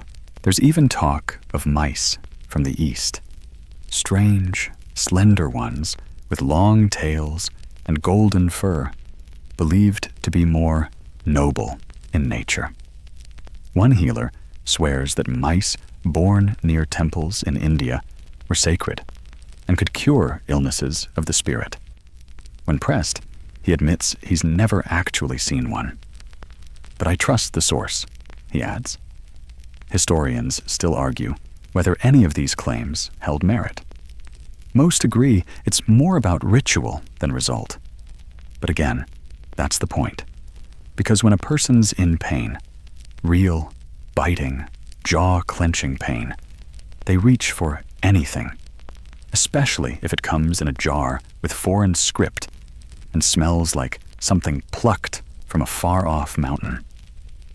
You leave the market with a sample packet of Syrian mouse tonic tucked into your belt. It's wrapped in gold-threaded cloth and smells vaguely like cinnamon and regret. You don't plan to use it, but you do respect it, because in ancient Rome, even the tiniest, most common animal could travel the world and return as medicine, rebranded, renamed, rebelieved. You glance toward the Tiber, where another shipment arrives. Somewhere in those crates might be another batch of alpine rodents, nestled beside garum and wine. And across the city, someone waits, clutching their jaw, whispering a prayer. Not for a god, but for a mouse. Section 28. As the sun tips westward, the city begins to exhale. The streets fill with long shadows and short tempers, and the Roman air buzzes with the cranky urgency of people trying to finish something before the light fades. You pause in a shady corner, sipping watered wine, watching two men argue outside a small apothecary. Their voices rise with the heat. "I told you it didn't work," one shouts, holding up a cloth bundle. "I did everything. Roasted it, mashed it, said the words. Still hurts." "Then you did it wrong," the other snaps. "You didn't sing it first." "Sing it? It's a dead mouse, Flavius. I'm not serenading my molars." And there it is, the growing backlash against ineffective remedies. You're witnessing the other side of Rome's strange, squeaky medical obsession. Because for every scroll-promoted mouse miracle, for every ash-smudged healer's success story, there were just as many failures. And the people? They noticed. Not everyone believed. Not everyone kept believing. And so, we step now into the realm of doubt, cynicism, and that very Roman practice of rolling your eyes at bad ideas while doing them anyway.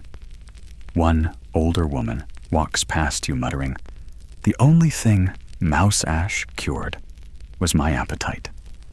You follow her into a gathering at a bathhouse courtyard, a sort of open-air salon where philosophers, midwives, and professional skeptics drink wine and debate.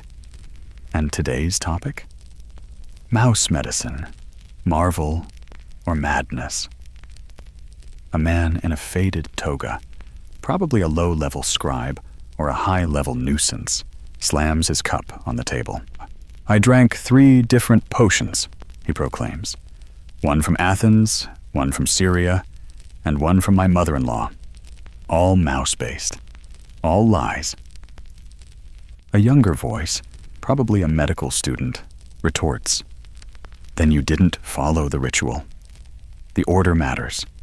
You roast, then grind, then apply. You don't boil first, unless you want a stomach ache and a toothache." Someone else pipes up, "Or maybe, just maybe, we're all rubbing rats on our faces and hoping for divine pity." The laughter is immediate, but not dismissive. It's familiar, warm. Everyone here has tried something weird. Everyone here has been disappointed. Historians point to this growing cultural skepticism in later Roman writings. Pliny the Younger, not to be confused with Elder, the king of weird cures, once wrote a letter mocking his cousin for keeping a personal graveyard of mice by the stove, as though hot ashes could reanimate his gums. Martial, always one for sarcasm, wrote a couplet that went, "Your breath is sweet, you boast and sing, but mouse paste drips from everything." Ouch. You walk now with a merchant who claims to have used mouse ash in 27 variations. "None worked," he says, "but my wife kept trying. Said if it failed, it must have been my attitude." He chuckles. "Eventually, I just stopped mentioning it. Let her smear whatever she wanted. Placebo's cheaper than a divorce." Even among physicians, doubt was creeping in. A surviving fragment from a Greek-trained doctor in Rome states, "Of mouse treatments, I have seen some ease the swelling, others fail entirely. I suspect it is not the mouse, but the hand that applies it." In other words, the healer's presence, their care, confidence, and charisma was the real medicine, not the rodent bits. You start to see this reflected in the city's new cures. Less mouse, more blends. Mouse ash with ginger root, mouse tail and powdered coral, or completely non-mouse alternatives. Gaining popularity, clove oil for numbing, honey and vinegar compresses, and even powdered pumice mixed with rosewater. Still weird, but refreshingly fur-free. A new market stall near the Forum even boasts signs. "Mouse-free since the Ides." A selling point now, not just a fact. But here's the twist. Even those who scoffed kept the old jars. They mocked the rituals, but they still whispered the words under their breath. They called it superstition, but didn't throw it away.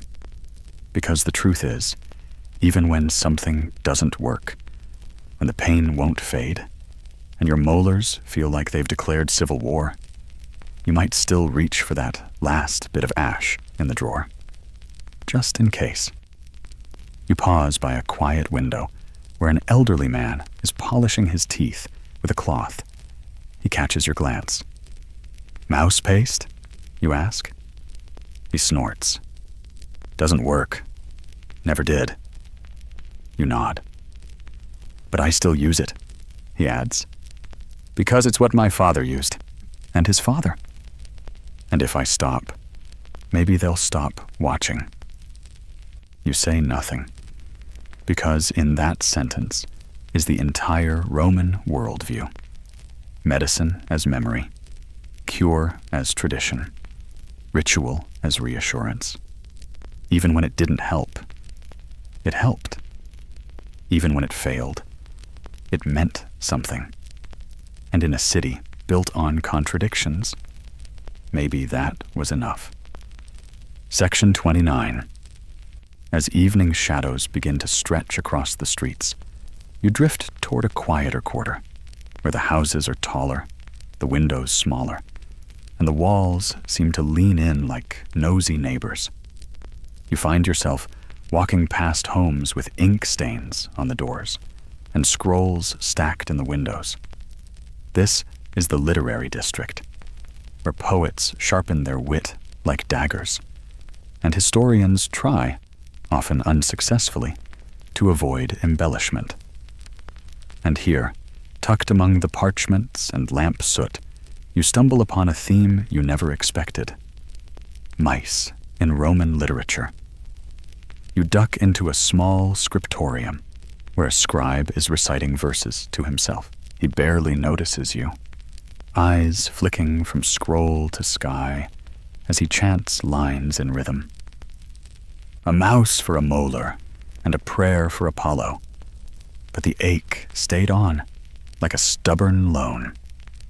You smile, because now, at last, you see how deeply mouse-based remedies sank into the Roman imagination, not just as medicine, but as metaphor. Writers loved mice, not in the way children love pets. No, Romans loved to weaponize mice, turn them into symbols for cowardice, decay, mockery, or, occasionally, miracle. In satire, they were often shorthand for false piety or bad medicine. Martial, as always, led the charge. In one biting couplet, he wrote, "You claim your prayers cured the pain, yet your breath reeks of mouse again. Burn." He had a field day with wealthy women using mouse-based dental pastes while claiming to be pure and untouched by bodily ailments. He joked that their smiles were paid for in rodents and rosewater. Then there was Juvenal, ever the grump. He mocked Roman healers who charged the weight of a rat in gold for cures that didn't work. In one passage, a character describes spending a fortune on an apothecary's potion, only to realize it was mouse fur and vinegar disguised as divine science. Even Horace chimed in. In his satires, he used mice to describe a failed attempt at spiritual cleansing. He burned the mouse at dusk, but found no wisdom in the ash. Still, not all literary uses were cynical. In folk poetry, preserved in scraps and wax tablets, you find a softer tone. One fragment, thought to be part of a lullaby, reads, "Little mouse with little tail, take my pain across the veil."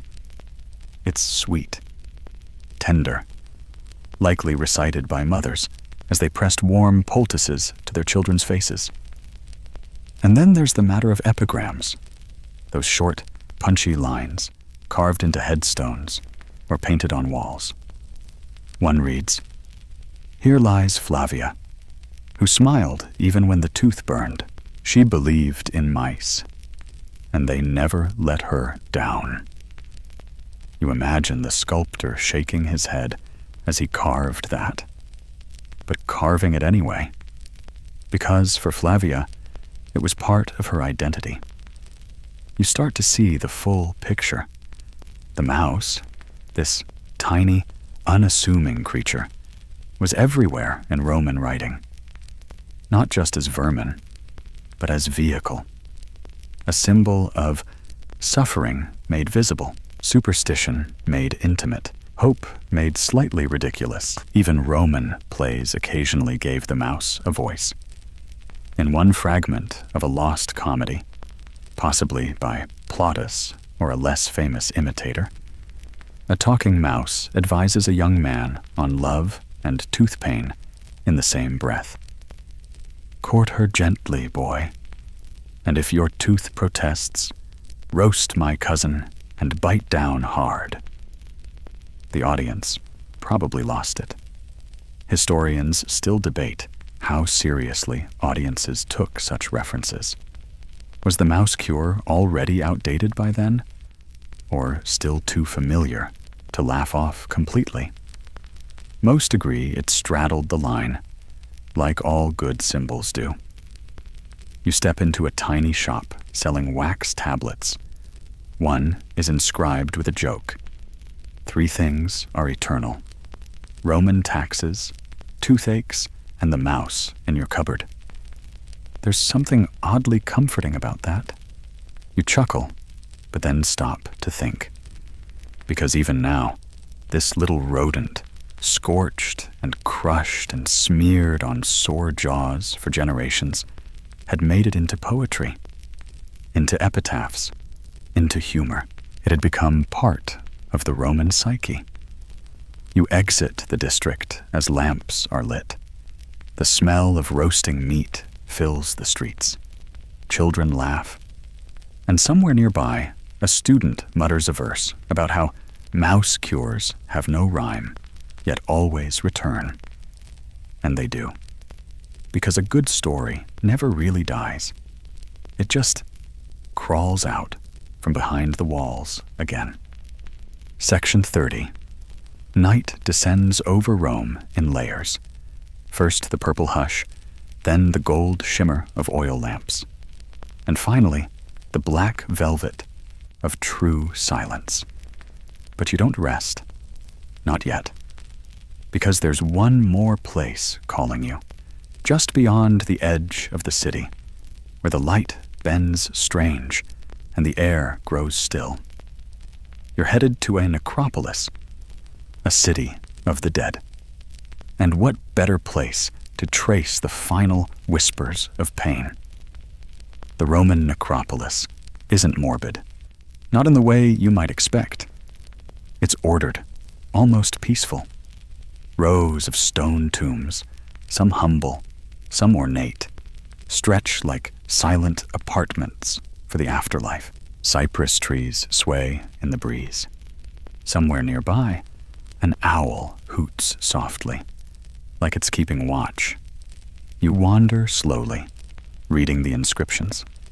Each one a life reduced to a sentence, a memory carved in Latin. Most are solemn. Some are surprisingly funny. But now and then, you find one that speaks directly to the heart of your strange, tiny quest. Toothaches and mice, even in death. You pause at a tomb marked for Lucius Flaccus, dentist of the 6th District. His epitaph reads, "He eased the pain of noblemen and slaves alike, and always kept a jar of mice on the shelf." A small mouse-shaped sculpture rests beside the stone, chipped and faded. It's probably been there for decades. Further along, a child's grave. No name, just daughter, beloved. The relief shows her holding a doll and a flower. And in the corner of the carving, almost hidden, a mouse crouches near her hand. You feel something shift. This wasn't just a cure. This was an identity. Mice appeared in Roman funerary art more than you'd expect, especially in the graves of healers, midwives, and children. Not just because they were common, but because they had meaning, protection, passage, memory. In some regions, families buried a mouse tail with the deceased if that person had suffered toothaches in life, so the pain wouldn't follow them into the dust. The tail was tied with red wool, sometimes dipped in honey, and placed near the mouth. Historians still debate whether this practice was spiritual, symbolic, or just one last act of care. But its presence is undeniable. You step into a tomb chamber, a family vault, walls painted with fading frescoes. One scene shows a woman reclining on a couch, eyes closed, a small pot at her side. Next to her, a servant with a towel. And beside that, a bowl with a roasted mouse. Death, in Rome, didn't erase the mundane. It honored it. You find fragments of tomb letters, sometimes buried in urns or slipped under stones, meant for the dead to read. One such note reads, "I used the paste you told me, Mother. It did not work, but I smiled anyway, for you." Even the dead, it seems, held a stake in the living's rituals. Pain and comfort crossed boundaries, and mice, once living, then burned, then applied, were part of the bridge, You sit quietly on a low step near an older tomb. A breeze ruffles your tunic. In the distance, you hear someone singing. A lullaby? A funeral chant? Maybe both. You remember a passage you read earlier today, scratched on a funerary offering table. When my teeth failed, I did not cry. I burned the little one, mixed it with mint, and waited. Pain passed. So did I. Tell my grandchildren, it worked. Even in the final chapter, the mouse had a role. You wonder then, was the real medicine the rodent, the ritual, or simply the remembering? Because all around you are lives that ended, but whose tiny, painful, human struggles were carried forward in marble, ash, and verse. Their pain mattered. Their coping mattered. And the rituals they passed down, strange as they were, kept them alive in whispers. You rise. Night is deep now. Stars bloom overhead. Rome sleeps. But the mouse, still remembered, still honored, tucked in tombs, carved in stone, resting in silence, and somehow still listening. Section 31. You leave the quiet tombs behind, returning to the living world, where oil lamps flicker behind shutters, and the last of the day's fires are banked low. The night air feels cooler now, softer, but heavy with the scent of humanity. And as you wind your way through the alleys of the Sabura once more, you pass a doorway, cracked open, just wide enough to hear the muttering of voices inside. It's a gathering, not a party, not a formal ritual. Something between a support group and an old friends club. People of all types gathered around a table, drinking from chipped cups, exchanging stories. You hesitate, but someone waves you in, and before long, you find yourself in the middle of Rome's quietest tradition, the shared storytelling of pain. Tonight's theme, toothaches and the things people tried. A man with a baker's apron speaks first. I packed mouse paste into my gums so deep I could taste fur for a week. He chuckles. Didn't help, but it scared the rats off my bread. Laughter all around. Next, a young woman with ink-stained fingers. My grandmother sang a hymn to Diana while burning a mouse over rosemary. I tried it last year when my jaw locked. It worked, I think. Or I passed out. Same result. Another voice chimes in, older, slower. My father had a toothache for 10 years. Swore it gave him character. Then he sneezed, and the tooth popped out. Said the mouse inside got bored. More laughter. But beneath the chuckles, there's reverence. Everyone here has been there. Everyone here has suffered. And whether they healed or not, they remember the details. Not just the pain, but the rituals. The mouse, the cloth, the whispers. You realize this isn't just medical folklore. This is oral history in the most literal way. Rome was a city built on stories of conquest, of gods, of glory. But these people, they tell stories of sore jaws and crushed herbs. And somehow, those feel just as important, because the ache is universal. Everyone at the table has tried something. Roasted rodent, vinegar rinse, burning sage, even biting copper coins. One woman admits she once rubbed a dead mouse directly on her face during a lunar eclipse. Desperate times. She shrugs. And the eclipse was pretty. And no one laughs at her. Not really. Because everyone in this room understands something that textbooks often forget. When you're in pain, you'll try anything. Try, and when something even seems to help, you remember it forever. A man near the wall clears his throat. He's quiet, lean, scar across his cheek. I had a friend once, he says. A good man. Had the worst molar I ever saw. Wouldn't stop screaming. One day, he just stopped. Everyone leans in. Said a mouse visited him in a dream, crawled into his mouth and whispered something. Next day, pain was gone. A few chuckles, a few raised brows. What did the mouse say? Someone asks. The man shrugs. He never told us, but he slept better after that.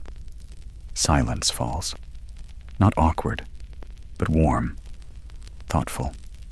Because you're starting to realize this whole evening, this shared circle, is part of the medicine. You look around and see mouse charms hanging from belts, tucked behind ears, carved into rings. Not because they work, not always, but because they belong. They're part of the story.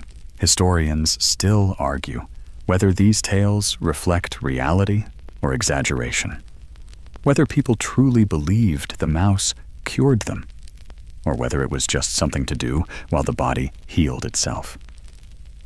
But here's the thing. The belief itself mattered, and the sharing of that belief, that made it real. Because when pain isolates, stories connect. When the tooth roars like a lion in your skull, and nothing numbs it, not wine, not prayer, not even roasted mouse. What remains is solidarity. You reach into your pouch and pull out that little charm you picked up back in the market. The mouse carved from bone, coiled around a tooth. You hold it up. Didn't try it, you say, but I like knowing it's there. Everyone nods. You sit with them a little longer, listening to stories wind through the night. Some funny, some strange, one involving goat saliva. Don't ask. And eventually, one by one, they go. The last to leave is a woman in a red cloak. She pats your shoulder. Don't worry, she says. The mouse always finds a way. And then you're alone again, walking back through Rome's streets, beneath stars that feel too big for this world. You pass closed shops, shuttered taverns, sleeping dogs, and everywhere, still, the memory of pain. But not just pain. The memory of enduring together. Section 32. The night deepens, but Rome doesn't fall silent. It softens. The click of sandals grows gentler. The whispers behind wooden doors more intimate, like the city itself has leaned back to sigh. You keep walking, drawn now, not by curiosity, but by a strange comfort. You've been everywhere today, from temples to theaters, barracks to bathhouses, shrines to scriptoriums. But there's one place left, one final chamber of Rome's toothache tale, the private home, where families hold their pain with quiet dignity, and love looks like a linen-wrapped poultice. You step into a modest insula, 3 floors of cramped life, stacked like clay bricks in the sky. Inside, a mother cradles her teenage son in her lap. He's old enough to be embarrassed by it, but the ache has humbled him. His face is flushed, his eyes damp, and his hand clutching a small, cloth-wrapped mouse parcel. You stay silent as she dips her fingers in oil.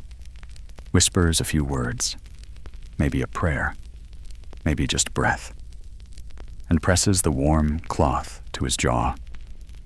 He flinches. She shushes him, strokes his hair. "Just like your uncle," she says, "and your grandfather, always on the left side." There it is again, the generational ache, the idea that pain passes through blood, and so too does the knowledge of how to face it. Rome has hospitals. It has physicians and charlatans, scrolls and spells. But here it has inheritance. Because beyond the big institutions and public rituals, the real knowledge lives in homes, passed down in kitchens, not clinics, taught with fingers, not forceps.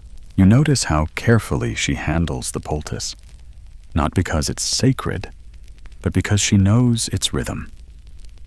How long to warm it, how tightly to bind, when to switch from compress to silence. She doesn't call it mouse medicine. She doesn't call it anything. It's just what you do. Historians still argue whether Roman domestic remedies held up to the more formal techniques of their time. But most agree, the home was where people started. It was where pain was noticed first, and often soothed best. You think of your own aching nights, not just Roman ones, the modern ones too. An ice pack in the freezer, a sibling pressing Tylenol into your hand, your grandmother murmuring, "You're burning up. Let me feel." We carry pain in the body, but we heal it in each other. Across the insula, another room flickers with lamplight. An old man rubs his jaw and sighs. His daughter passes him a small dish. He sniffs it, wrinkles his nose. "Mouse again?" he asks. She shrugs. "It worked last time." He grumbles, but applies it anyway. "Don't think I don't know you left out the mint," he mutters. "You always say the mint stings." "That's how I know it's working." They bicker gently, like it's a bedtime routine, like brushing teeth or locking the door. Apply mouse, curse mildly, sleep better. You realize something beautiful. In homes across Rome, rich and poor, grand and humble, the mouse poultice is an act of care, not of faith, not of medicine, but of love. A wife prepares it without asking. A son memorizes the chant just in case. A mother stores the tail of a mouse in her sewing box because it might be useful someday. These aren't cures. They're gestures. They say, "I can't stop your pain, but I'll do everything I can to hold it with you." You peek into one more room before you leave the building. A girl barely 10 is trying to prepare a poultice for her doll, mimicking what she saw her parents do. The doll, propped awkwardly on a crate, has a scrap of cloth tied around its head. Inside, a ball of bread dough and something that may or may not be yesterday's dinner. She hums as she works, her own made-up chant, nonsense syllables and sleepy rhymes. You don't interrupt her. You don't correct, because she's not playing. She's learning. And when her turn comes, when her own jaw throbs and the world goes blurry, she'll know what to do. She'll roast the mouse. She'll wrap the cloth. She'll speak the words. And she'll remember that, long ago, in the hush of night, someone once did the same for her. Section 33. Rome sleeps now. Mostly. You hear the distant creak of carts retreating toward the outskirts, the soft thud of amphora being lowered into cellars. But you're still awake, drawn toward a quiet courtyard, where shadows linger like old secrets and moonlight spills across stone. There, beside a vine-choked wall, sits a man alone. He's hunched, not with age, but with weight. Some internal burden pressing his spine, curling his shoulders. His face is calm, but his jaw is taut, the skin stretched ever so slightly where the pain hums. You sit beside him without a word. Eventually, he speaks. "It started 4 days ago," he says. "Bit into a fig. Thought it was too ripe. Didn't realize the ache would stay." He gestures to a small jar in his lap. Inside, the remains of a dark paste and the curled outline of what used to be a mouse. "I tried everything," he murmurs. "The poultices, the herbs, even the prayer to Aesculapius. My sister sang the charm 3 times. I buried the tale beneath my doorstep. Nothing." Silence stretches between you, soft and honest. "I don't even know if I believe in this stuff," he says finally. "But I still made the paste, still burned the mouse, still smeared it on my face like a fool." You turn to him. "Why?" He shrugs. "Because hope is stubborn," he says, "and so is pain." That's it, really. The truth behind all of this. Behind the chants and ashes, behind the rituals and relics, and the 1,000 variations of what might work. Hope is stubborn, so we keep trying. Historians still debate how many of Rome's healing practices were truly effective, how much relief came from ingredients versus placebo, from ritual versus rest. But the records all agree on one thing: the persistence of care. Romans didn't give up easily. Not on life, not on family, and certainly not on pain. You walk with the man through the courtyard as he tells you about his father's old tricks, how he used to chew fig leaves when a tooth flared up, how his mother once placed a live mouse in a jar beside his bed and whispered, "Let it take the hurt from you." He doesn't laugh when he says it. He smiles, because even if it didn't work, someone tried. And that's what remains. Not the recipe, not the ash, but the memory of someone staying with you through the ache. You find yourself back on the main road, where the glow of temples flickers in the distance. The gods of Rome, still lit even in the darkest hours, towering and distant. They say prayers rise best at midnight. You wonder if anyone's praying for relief right now, for a child crying in their sleep, for an old man clenching his jaw behind closed doors, for the woman sitting beside the fire, grinding herbs into powder and mixing them with roasted fur. If so, they're not alone, because tonight, all across Rome, people are still doing it, still reaching for the mouse, still believing, just a little, that there's something in the ash, something ancient, something human. You pass a wall where someone's carved a message, not graffiti, not a curse, just this: the pain will pass. The ache is not forever. Trust the hands that hold you. And underneath it, etched smaller, a mouse helped me once. It's not grand. It's not scientific. It won't be recorded in any medical compendium, but it's real. You close your eyes and listen to the breeze stirring laundry on balconies, to the creak of rooftop beams, to the quiet groans of teeth shifting in sleep. And you realize Rome is aching, but it's also enduring.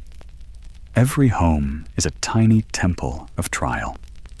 Every family, a library of strange and sacred knowledge. Every mouse, a whisper of the past, wrapped in soot and cloth and hope. Section 34. The stars above Rome shimmer like pinpricks in a canvas stretched tight by time. You've walked the city from its temples to its tombs, from its soldiers' camps to its scribes' desks. And now, as the night leans toward dawn, there's one last thread to follow, the one woven into Rome's future. You stop at a small fountain in the Campus Martius. A boy sits nearby, knees pulled to his chest, face pinched with pain. His mother crouches beside him, whispering gently, rubbing something onto his cheek. You've seen this before. But here's the twist. There's no mouse, no ash, no tail, just a blend of clove oil and honey, dabbed on with a linen square. The cloth, though, is tied with a mouse-shaped knot at one corner, symbolic, not literal. You realize you're witnessing something new, the evolution of the ritual. Rome, ever ancient, is still alive, still changing, still deciding what to keep and what to let go. And now, slowly, the mouse is becoming myth. People still tell the stories, still whisper the chants. But the actual mice, they're fading from practice. In their place, herbs, oils, science. But not cold, clinical science. This is science steeped in memory. The mother finishes her work, strokes the boy's hair, and tells him softly, "The mouse is watching. He'll guard your dreams." The child nods and closes his eyes. You smile, because belief doesn't need ingredients. It needs story, rhythm, tenderness. And Rome has plenty of that. You visit a small school at the edge of the Aventine Hill. The students are writing poems, and one child reads his aloud. "I dreamed of a mouse with silver fur," he whispered. "Your tooth will not hurt much longer." I woke up, and the pain was gone. Maybe he took it with him. The teacher applauds. So do the other children. The mouse lives on, not as a cure, but as a companion, a gentle guardian of aches, tucked into lullabies and bedtime tales. Historians still argue whether this shift marks a loss of tradition or a natural progression. But most agree. It mirrors Rome itself. Eternal, but never stagnant. You enter a modest domus medica, a healer's home. The walls are lined with scrolls, recipes for salves, lists of pressure points, accounts of rare herbs. On one shelf sits a jar labeled "Last Mouse, retired 14 calends of March." It's a joke, but also a relic. The healer sees you reading and chuckles.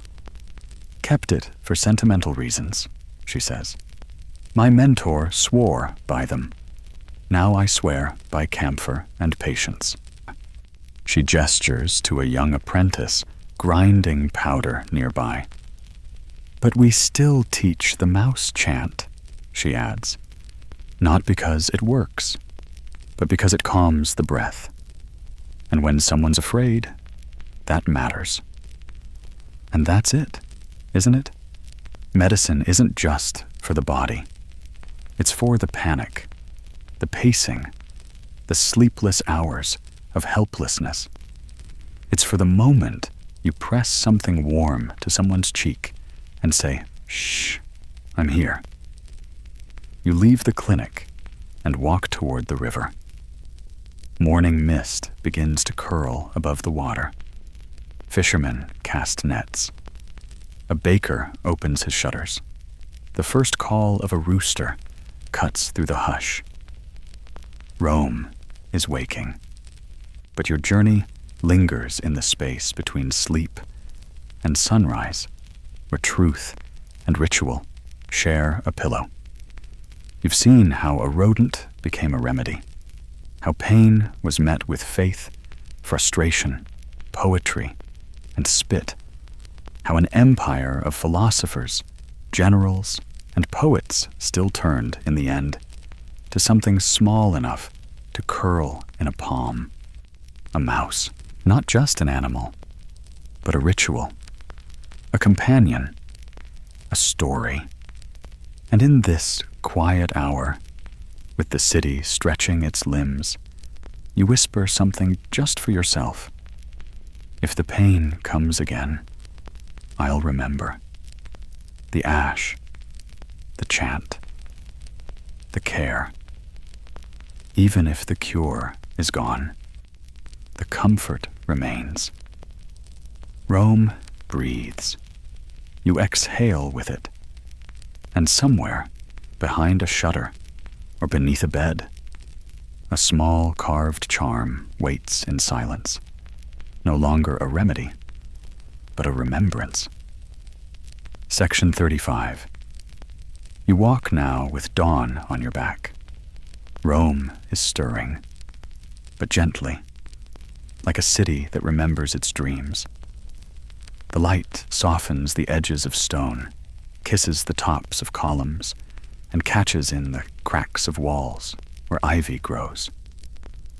You've reached the end, not of the city, not of history, but of the journey of the ache, that strange, humble path where a tooth twinge leads to temples, to theaters, to battlefields, and bedrooms, where a creature so small it hides behind floorboards became a constant companion to human suffering. You stop before a fountain shaped like a lion. It's chipped, ancient, still flowing.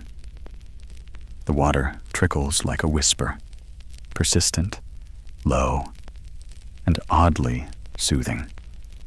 And there, on the edge of the basin, someone has left a token, a simple clay charm, mouse-shaped, no inscription, no flair, just presence.